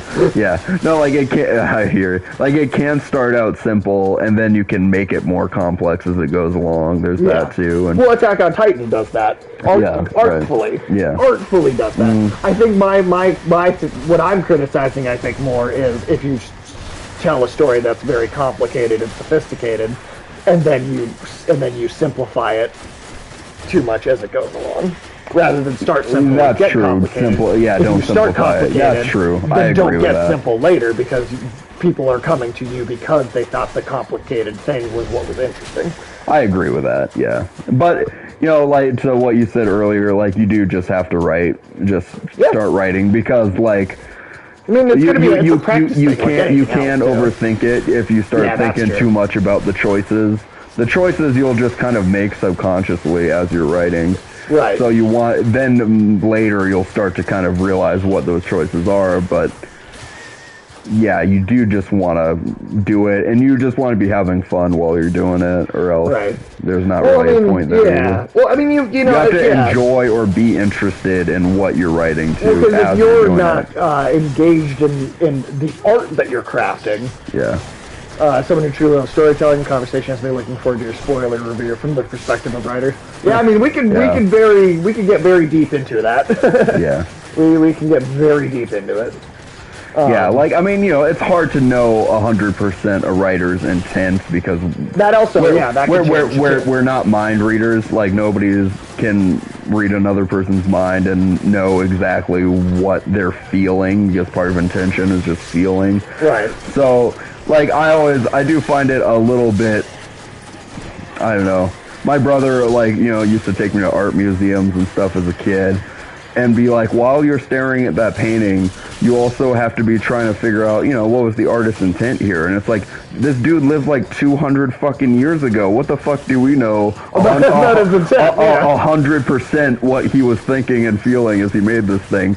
There are historians and scholars and shit that will say that they know what this person was going through and all that, but they can't really. No. So it's not in a sense, not in the sense of thought. Yeah. Unless you can truly sit down with a person and ask them, in a really, really thorough, lengthy discussion. Yeah, right. Yeah. And so I always, but that's a lot of art lovers' perspective on things. It's knowing the history that goes. But for me, a piece of art, history is one thing, and that can be interesting. But for a piece of art to work, it should be immediately satisfying on its own without knowing anything else about it. Yeah, 100%. You shouldn't have to know anything about the artist to be able to like something. You should just be able to get into it if it's art you like. Exactly. Yeah, that's. So, when we talk about this stuff tomorrow, we're basically just going to be talking about the mechanics of the script and what we thought worked and what we thought didn't, and yeah, we're only judging the piece of art we can see. I can't even. Right. And yeah, like it's possible that as the writers on that script, their intention just was so different from what I mean, it's also such a different thing with like these, with these movies. Yeah, you get these trailers, you get this marketing material that's made by different people than the people that wrote the movie, which is different people than the people that directed the movie, that acted in the movie. Especially with a film, there's so many people involved in this process that like it's very rare that and especially something like Marvel, where as much as I do like Marvel movies, there is a sense of, there's a committee sense to it, right? There is a film produced by committee. Sometimes with it, maybe not always. Sometimes that singular vision comes through from Kevin Feige, but there are times when some of the movies do feel like there's a team of people on a board. Exactly. I was just about to bring that up. Like, in a better No Way Home was a better movie, so it was probably less like this. But for most Hollywood movies, it's a committee of writers that a lot of them aren't the best. And even if they are, even if, say you get like 12 of the greatest writers of all time, it's hard to mesh 12 different visions of what even the if they are story should be. Yeah, exactly. So it's like, even just like you, Alex, and Ulysses, because that's the four of us all have worked on these comics together. Yeah. Even then, it's like that's still four people. Like having all of us have different ideas about how we want to do things sometimes. Yeah. And I think what has worked is that we have picked out different characters or crafted different characters and kind of crafted personal story arcs for different specific characters, and then we all kind of come together and we bullshit and we brainstorm and we come up with the mythology as a group. But then when it comes to more intimate character arcs, there usually is like two of us talking about it. Yeah, and to be like, to like let I think it's good that Alex has more of a hand in like Comrade Cosmic, that he'll be more because there's a certain tone that I think he wants to get across in the stories he tells that I think are best delivered through that character. Yeah, no, absolutely. Let's see. Yeah, with any luck, T-Bone, Comrade Cosmic is like the first of these characters that you would actually get to meet.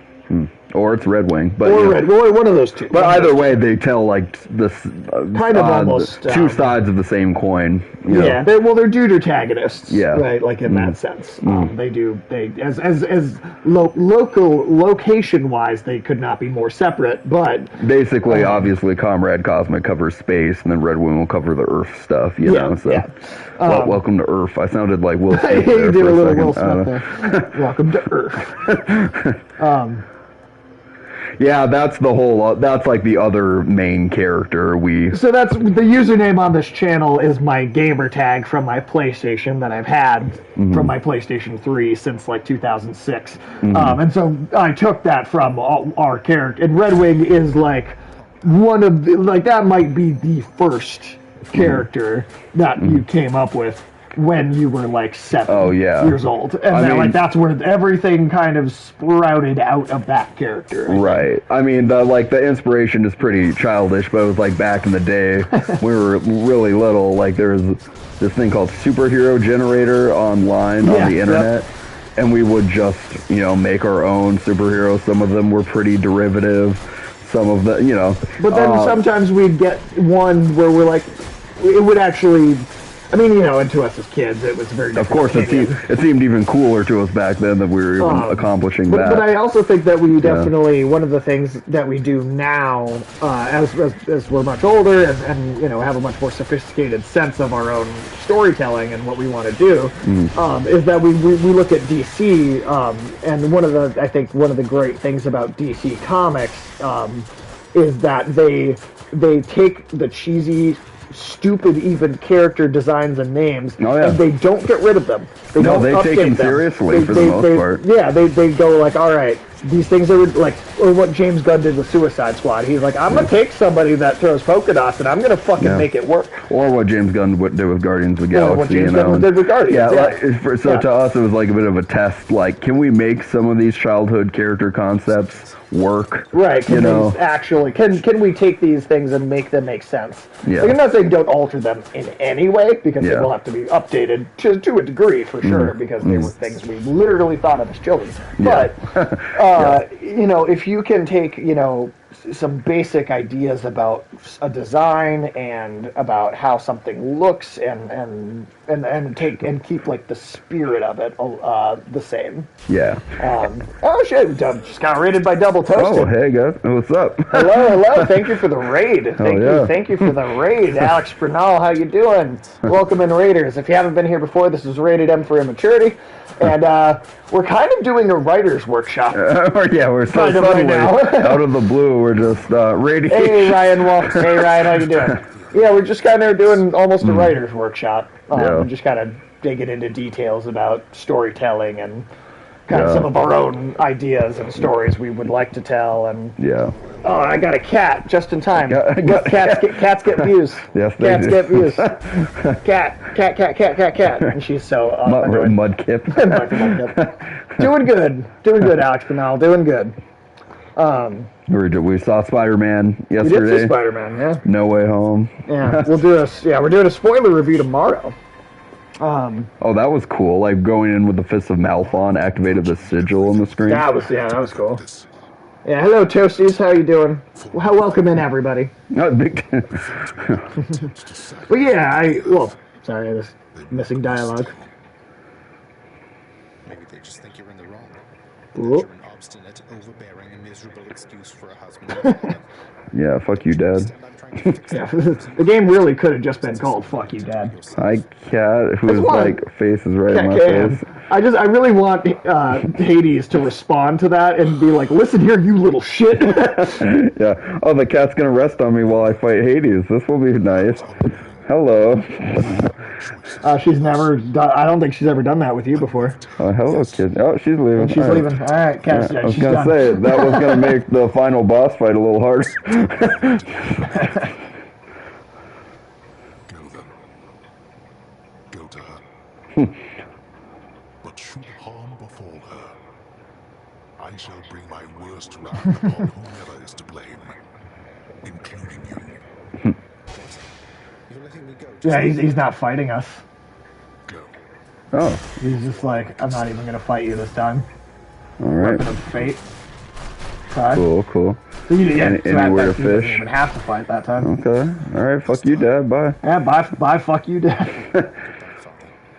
Okay. Hey, you're back, kitty. You're like, I got the really- cat on the cam again. Oh, hi. You're She was doing this to me yesterday when I was playing Dark Souls 3, which can be very difficult and is not an easy game necessarily just when to there's have a cat trying to crawling all over you. get in your face. Yeah. I mean, it's just funny because she wants attention, Yeah. and then when it's the most inconvenient That's when moment she. for me to, Well, that's what cats do. You know, cats are like "fuck you, human." That's what they. That's their motto. right. Yo, mom. What were you doing in Double Toasted? What were you doing? What were you streaming? Well, still in disbelief. The holiday already. Oh, okay, that's the reply to that. Yeah. Yeah. What was Chris streaming? I'm streaming. I'm assuming Chris did the raid because Corey does not know who the hell I am. Surprise. My arrival. I'm going to your home, to Cerberus, Nyx, your farm. Yeah. Sorry. You're serious? Oh, Jackbox. Cool. Yeah. The only reason we're not being super talkative is I think we're in like some of the final dialogue. Yeah, I think this is like portions of literally the end of the story, basically. Yeah. Now, if you could just help me pack up my remaining things. Everyone do a rap battle. They have rap battles in Jackbox. I haven't spent enough time with Maybe Jackbox. you could join me. Join you, but wait, how are you going to get back? I hadn't thought that far ahead. You're like Tom Holland. Tom Holland never thinks Because ahead. I know somebody who Well, can give Spider-Man never thinks ahead. Well, I do feel like Tom Holland does kind of play him like himself a little bit, just because Tom Holland, you know, he's always loose with those spoilers, and you know, He has he's gotten a lot better about gotten that. better. to be But I'm fair. just saying, he was that young, stupid kid who was fucking spoiling the fuck out of everything. to attend I still can't help but think Disney told them what to spoil and what not to spoil to drive It could be. marketing Then hype. that could be the case. Yeah. So, I'm still alive. Oh yeah, this was something I talked about wanting you to see like streams ago, but Yeah. I just like the idea that Charon actually shows up on Earth. a river on Earth, Yeah. and that like basically, connects somehow. yeah, You're on the river Styx. Yeah. No longer in the mortal realm entirely. I can't believe that this is happening. I know. My heart is racing. Nothing like a river journey to remind oneself that there's no turning back. and if this is the ending I'm thinking of, there's a fair bit of wrapping things up, you know. Right. Though even I after figured there'd be a this, decent amount of it's story like here. we just met. I have so many questions for you still. Yeah, so for anybody watching that normally doesn't watch, we usually shoot the shit a little We're more, usually but- talking constantly, but Yeah. yeah, just purely because there's so much story going on, we are just slightly quieter. And we're just a couple of dead souls on their final voyage. I like that writing right there.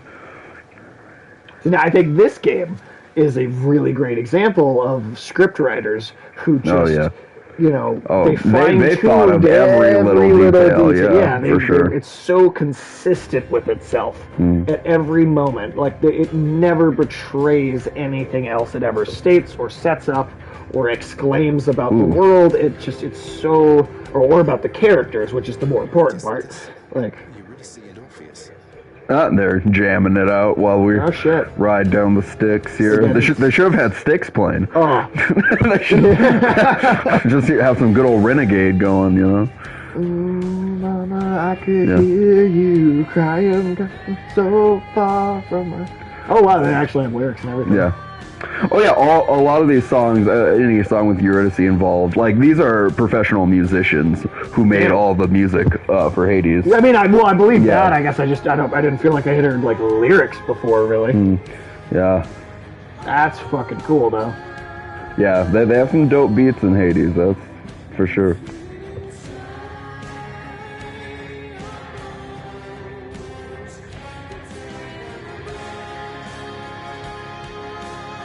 Oh, In the Blood, that was the song I wanted to unlock for us. to Okay. hear. No, this is awesome. This game, yeah. Fucking, I Wasn't wouldn't be it cool? surprised if this would have been. I'd have to go back and look at all the game releases for 2020 again, and just kind of just look at everything that released that year. But Yeah. I could definitely think this or see this being my game of the year for 2020. It's just so fucking cool, and it's going through Elysium, Well, I'm trying to. I mean, like I'm trying to think like which is cool because it looks like it's going through the clouds almost. yeah, that's great. Ghost of Tsushima was up there. I'm not sure if that was my favorite thing in 2020, but it is up there at least. For this year, it's Village. Yeah, for sure. For this year, I could confidently say. Well, you're it's a huge Resident Village. Evil fan, yeah, for sure. And it also is. I mean, I think it's one of the best ones they've done Yeah. too. Like, I mean, like the game. Was it better than? Well, it was better than 7, right? Yeah, like I think like because I really like 7, but I do have criticisms of 7, and the two big criticisms of Resident Evil 7 to me are one is that there's a lack of variety in the enemies because the bosses are all so cool, right? In Resident Evil 7, very very threatening, very scary. Oh yeah, Ghost of Tsushima is beautiful. You could pause that game at almost any point and like freeze frame almost every image from that game and hang it on the wall like an art piece. And just like this game's art. Speaking too. of art, yeah, I was gonna say like now in Asphodel we're literally going through lava Yeah, on it's this boat sailing through through, clouds and lava. Yeah, no, that's fucking awesome. Yeah. No, that's fucking awesome. Yeah. The two things in Resident Evil 7, right? That is Balan Wonderworld. I don't see. I know the name. I know the name Balan Wonderworld, but I really have not seen like almost any actual footage of that game or like what it even is. I genuinely don't know. really anything about that game. I've heard the title, I've seen the like thumbnails here and there, and I know it's cartoony. It's a terribly received game. Oh, okay. So I mean, I sensed the sarcasm. I just was so unsure of the game, but okay, that makes sense. From the creator of Sonic makes sense. Too. Yeah, no, yeah. I mean, Sonic is dog shit. So, but Hey, those OG games are good. oh, I know. I like the original Sonic games, but after Sonic and Knuckles on the Sega Genesis, I don't give a shit about the rest of the franchise. Except for Sonic Mania was good, but that was made by fans. Yeah. That wasn't even made by the fucking professional people that work at Sega. That was a fan game, and then Sega like hired them and put the game out under their like company banner and tried to take some of the credit for it. Oh, here's back. Oh, that's where you come out at the beginning. Sonic Boom Show was fun. I didn't watch that. I guess I don't have an opinion on it. Way to get back in, except the customary way. Customary way. That's quite all right. I do. In the name of Persephone the Queen, open the gates. Interesting. She just got some dope amounts of power. Wow. But no, Resident Evil 7, lack of enemy variety outside of the bosses, and then the last like third of the game isn't as good as the first two. Or nights? Quite difficult to tell the time here. But it's held on longer than I would have expected. Oh, what? Oh, just at the next dialogue thing. I just want to get the thought out before I forget. Oh, or did that go automatically? Yeah, no. Persephone, Oh, yeah, okay, say the Okay, last. so yeah, I just wanted to get the thought out before I forget. But, so like, yeah, lack of enemy variety outside of the bosses, and the last third of Resident Evil 7, it kind of feels like they ran out of ideas a little bit. Is that where they're on that ship? Yeah, that ship sequence I don't think is very good, and then, like, it gets a little better when you come back to the house kind of after that. But it's, yeah, the last third's just not great. Whereas, like, I think the first 2/3 of that game are fantastic. But Resident Evil Village, like, it 100% irons out the criticisms that you could have of 7. Right. There's an immense amount of variety in enemy types. The later parts of the game are, I think, a lot of fun. And it's also a spiritual sequel to 4. And that's cool. It's 4 and 7 mashed together, essentially. That's what 8 is. So. Yeah. I'm sorry. Know that I am sorry. Hades, you look tired. Have you been getting boned, Hades? I know why. Why have you returned? If Olympus, if your mother discovers what happened, not even Zeus, not even he can stop what would transpire here. Oh, I have a thought or two about how we can settle that. Though I shall need for you and Zagreus to cooperate with me on a solution.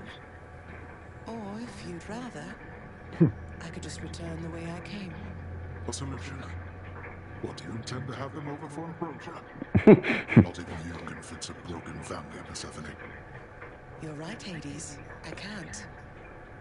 Certainly not by myself. So are you going to help me or what? I would do anything that you would ask of me. Then first, talk to your son. She's like, no, I'm not going to do that. Like, I'll do anything else. I'll do literally anything else. You want me to go kill myself? I'll do that. Wow, Father, you called me by my name. What is this strange I like that he's only calling him his name in front of his mom. I would, if I was Zagreus, I would milk it though and totally talk shit. Like, Yeah. Honestly with him. About yourself. Now she's going to make the Greek gods do some family therapy here. well, he's just turned himself into a pickle to get out of it. Zagreus, I know there have been times where I slit fucking hated your little bitch ass. and I killed you on Earth, but patience. After your judgment That's an understatement. is filled. Thus, I apologize to you, my son. I have no excuses. And I ask no forgiveness. Zacharias like, good, because I'm not fucking giving you any. Yeah, seriously. You lied to me about Mother. Do you apologize for that? Your foul moods inventing them on me. I've long since come to He's just an abusive dad, Zagreus. We all have all kinds of those on Earth. Yeah, but he had to deal with it for, like, how long? I mean... As, yeah, centuries, I'm thinking, at least. Yeah. The decision was final. I believed that she was better off without the lot of us, Olympus included. Deceiving both of you. It tore against my being, but it needed to be done. Well, you didn't need to vent all that inner turmoil onto me throughout my life. Though, I think I understand. I only wish I could have understood sooner. So, now, I've grown so used to ransacking your domain, I think I'm really going to miss it. About that. Your ransacking revealed many flaws in our security. That's a very funny way to have the gameplay still be possible post. The story. Yeah. Not for my sake, but for this realm.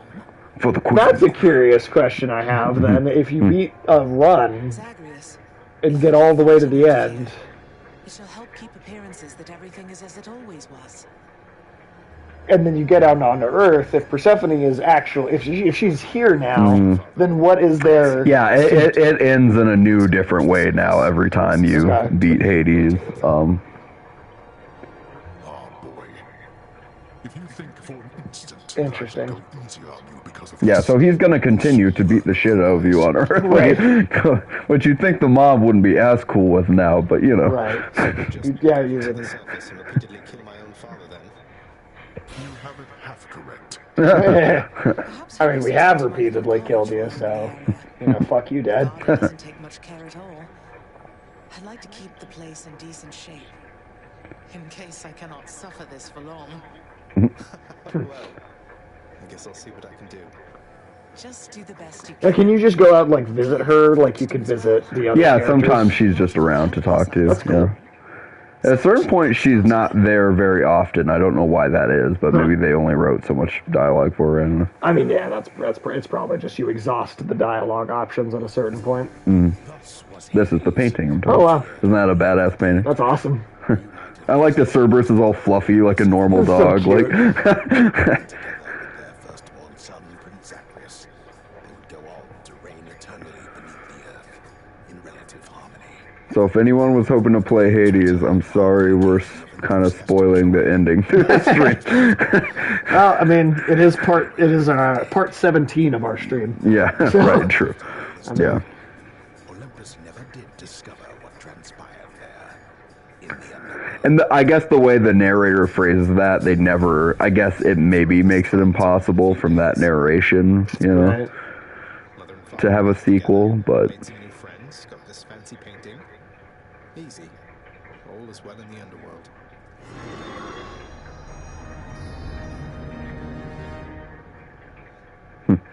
Awesome.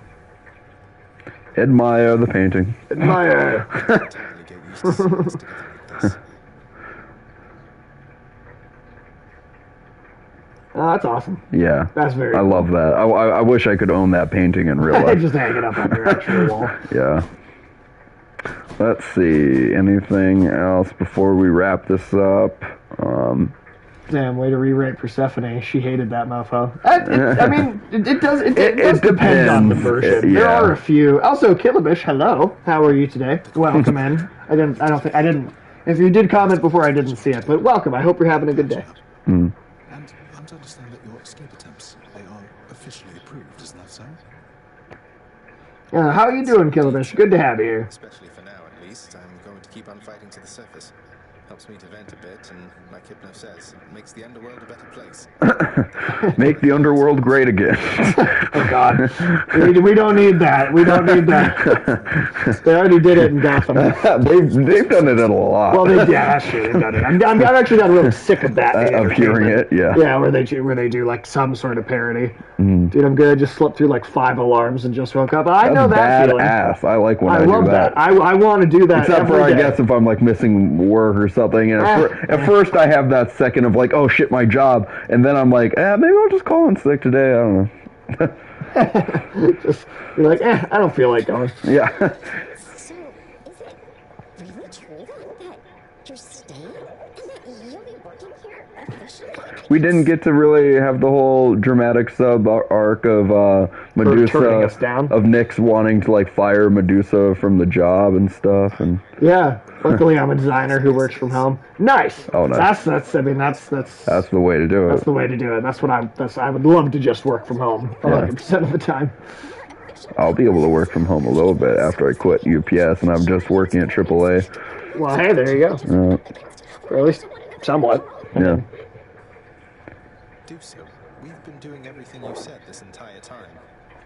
It is not the same. The entire field is completely different now. You'll see. So, okay, bye. That I still don't crazy get what the bitch. fuck. I still don't understand that character or like what was going on. What's her deal? Yeah. I don't know. Over and over. You're now authorized to keep that up. Exposing weaknesses in underworld security, huh? I can't totally. Oh, that's chat. Oh, the Interacting chat with each there. Oh, other. that's right. Which is awesome. I love to. I love to see that's that. awesome. I love to see people in the chat talking just to each other. Very cool. We keep in touch with the other side of the family. Work with you from time to time. I have to say, I never thought I'd hear you talking about looking forward to working, Zach. You feeling all right? Spending too much time on the surface, maybe? Feeling lightheaded, you dumb fuck. I'm feeling fine. I never thought I was much good at anything, but if my fated purpose is to be a master of frustrating father's efforts to make everything strictly perfect, I think I'm okay with that. So Zagreus' life for eternity will literally be living the motto "fuck you, dad" for his whole. Yeah. He's the god of "fuck you, dad." Capacity, even if we're still supposed to keep it all under wraps for sake of appearances. See you out there. Bye, Than. Well, it just shows that they cared about writing a story in which it made sense to be able to play the game continuously. Yeah. Post endgame. You know, Post not post endgame. Post the end of the game. Post the end of the game. In the end game. Is, Yeah. Ooh, gift. There's well, I mean, you'll be able to yeah. do it after, I assume, but Yeah. Oh shit! I didn't remember. It's going right so far. Thank you for asking. your finger off that button. Yeah. Everyone has been. Darkness is a pleasant change of pace. While stress can be a little difficult to move in, I quite like it. Also, Kill a Bish, that sounds really fucking cool. What did Kill a Bitch say? Kill a Bish. Oh, that's okay. I mean, it's a play. Yeah. It's a What play on was it? But they're talking about their jobs, and Killabish said, I am a senior digital designer in marketing, so doing website, social media ads, motion graphics, and that kind of thing. That's awesome. That's fucking cool. Maybe times when it is necessary, of course. But no matter how far you run, it doesn't make your problems go away. You taught me that. I hope we could employ Killabish at some point if need be, if they'd be open to that. Let's see. I actually got contacted on Twitter by a professional graphic designer. Oh, really? For real? That was interested in doing work on the channel. That would be I awesome. had the money to really be like. I even talked to them a bit, and I was like, "Yeah, it'd be cool to do this, and this." Yeah, that's a good idea. I just don't have the money for that right now. Sure, but I do kind of actually have someone kind of that is expressed. You got a interest. man on the inside. That's awesome. Yeah. For a ton of jobs to get here, you just got to try everything that comes along. Yeah, absolutely. You're so thoughtful, truly. Your father never permitted nectar out in the open, so I'd practically forgotten its savor. Though, just a moment. I have something for you, too. Oh, sweet. Yeah, sweet. Oh, blossom. Cool. So, in fact, we have most of the keepsakes at this point, then. A lot of them, yeah. Look at you, boy. Never seen you quite so perky, relatively speaking, of course. Big, tough guy like yourself. His mother just as much as she missed you. Well, you've got plenty of time for catching up on things now. The monstrous triple-headed beast of Hades would perhaps be overcome with pure emotion by the joyous circumstances, were he only capable of this. How dare you, sir? Pet him again. Last time we're petting the dog on stream. Three-headed hellhound. No, there's a dog. Like, we right can over pet here. off We can screen. also pet. Well, I could drag her over here and wake her up. She doesn't like that. She doesn't like that. No. She old. Stick to a rigid schedule. Your unpredictability is one of your assets. Our I'm Killabish. I've got 3 cats in here, so... one was crawling all over me during the final boss fight.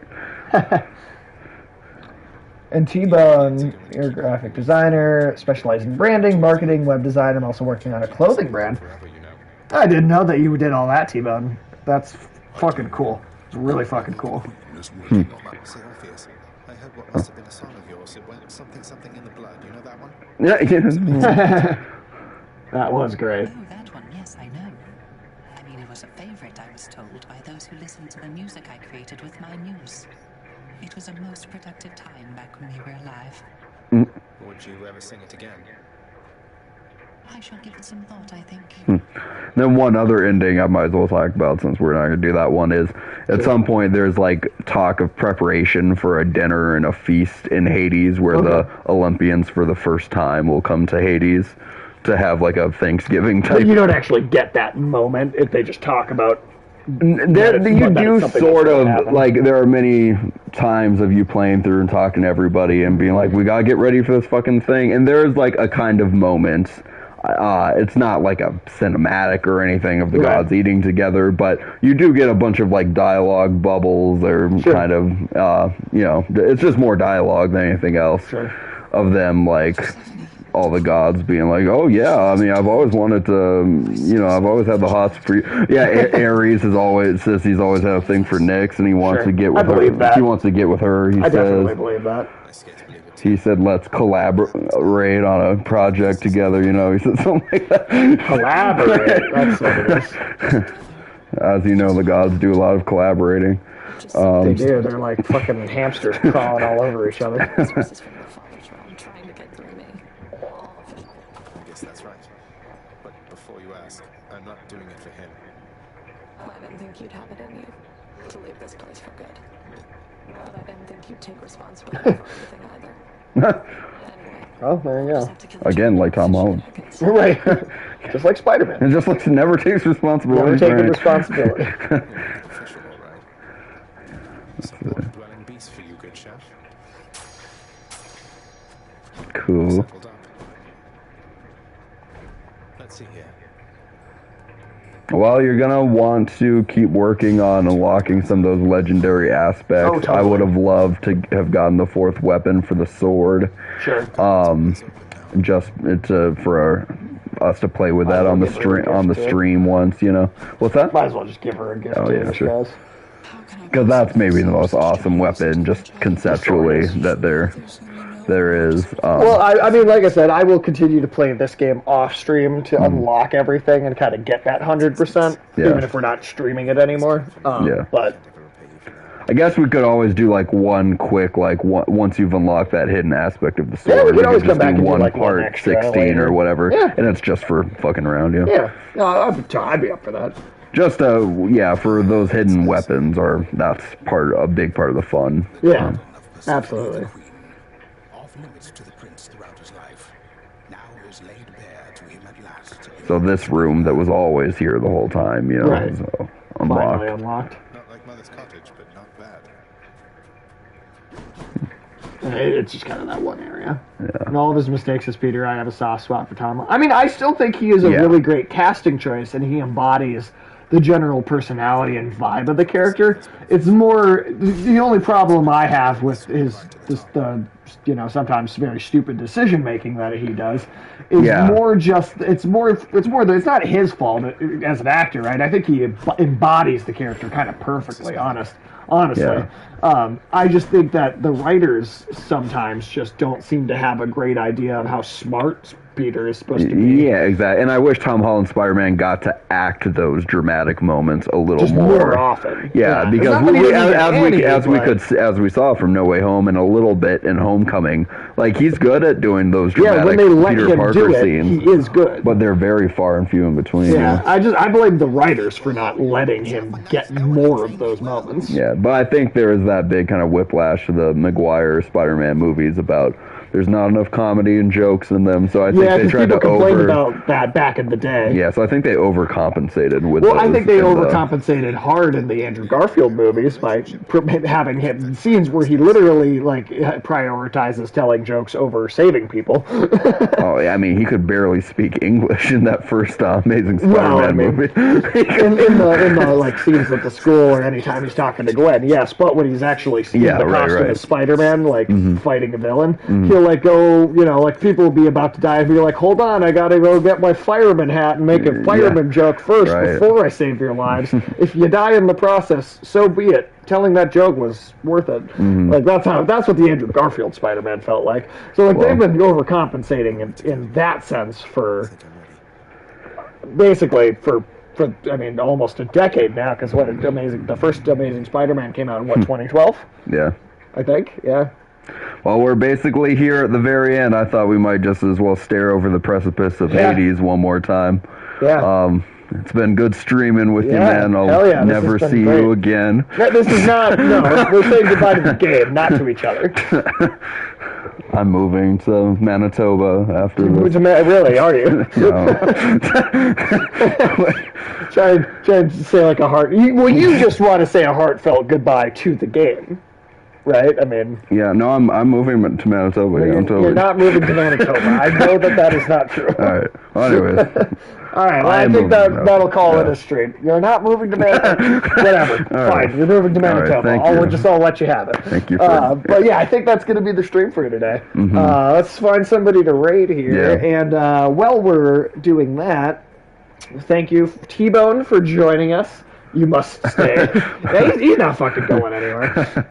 Goddamn liar. But T-Bone, thank you. Killabish, thank you. Ryan, thank you. Alex Bernal, thank you. Thank you, Chris, for the raid. Thank you all for hanging out. And thank you. Yeah, seriously, it's always awesome to see all of you in here. And yeah, like T-Bone, if you're around tomorrow, we will be streaming tomorrow. And we will be doing when we'll mark it, it'll be very explicitly like stated in the title of the video. Yeah. But we will be doing a spoiler review for Spider-Man No Way Home tomorrow. We'll be, just every little detail, every little thing that we... Every little thing. that we could think to talk about. And you post these all on YouTube, so if you ever miss the stream and want to hear us talk about this shit, you can just rated M for Immaturity. You can just watch the stream. Go on that and subscribe there too. Yeah. Compared to Twitch, we're at 205. On YouTube, we're only at 8. So hey, we could push those numbers up. Yeah, for sure. But have a great rest of your day. If anybody does want to come back and hang out with us at 6:30 p.m. Central Standard Time, we will be streaming Star Wars Knights of the Old Republic and doing another stream later this evening. Until then, or tomorrow, see you next time. See ya. Oh, that's right. It's this controller.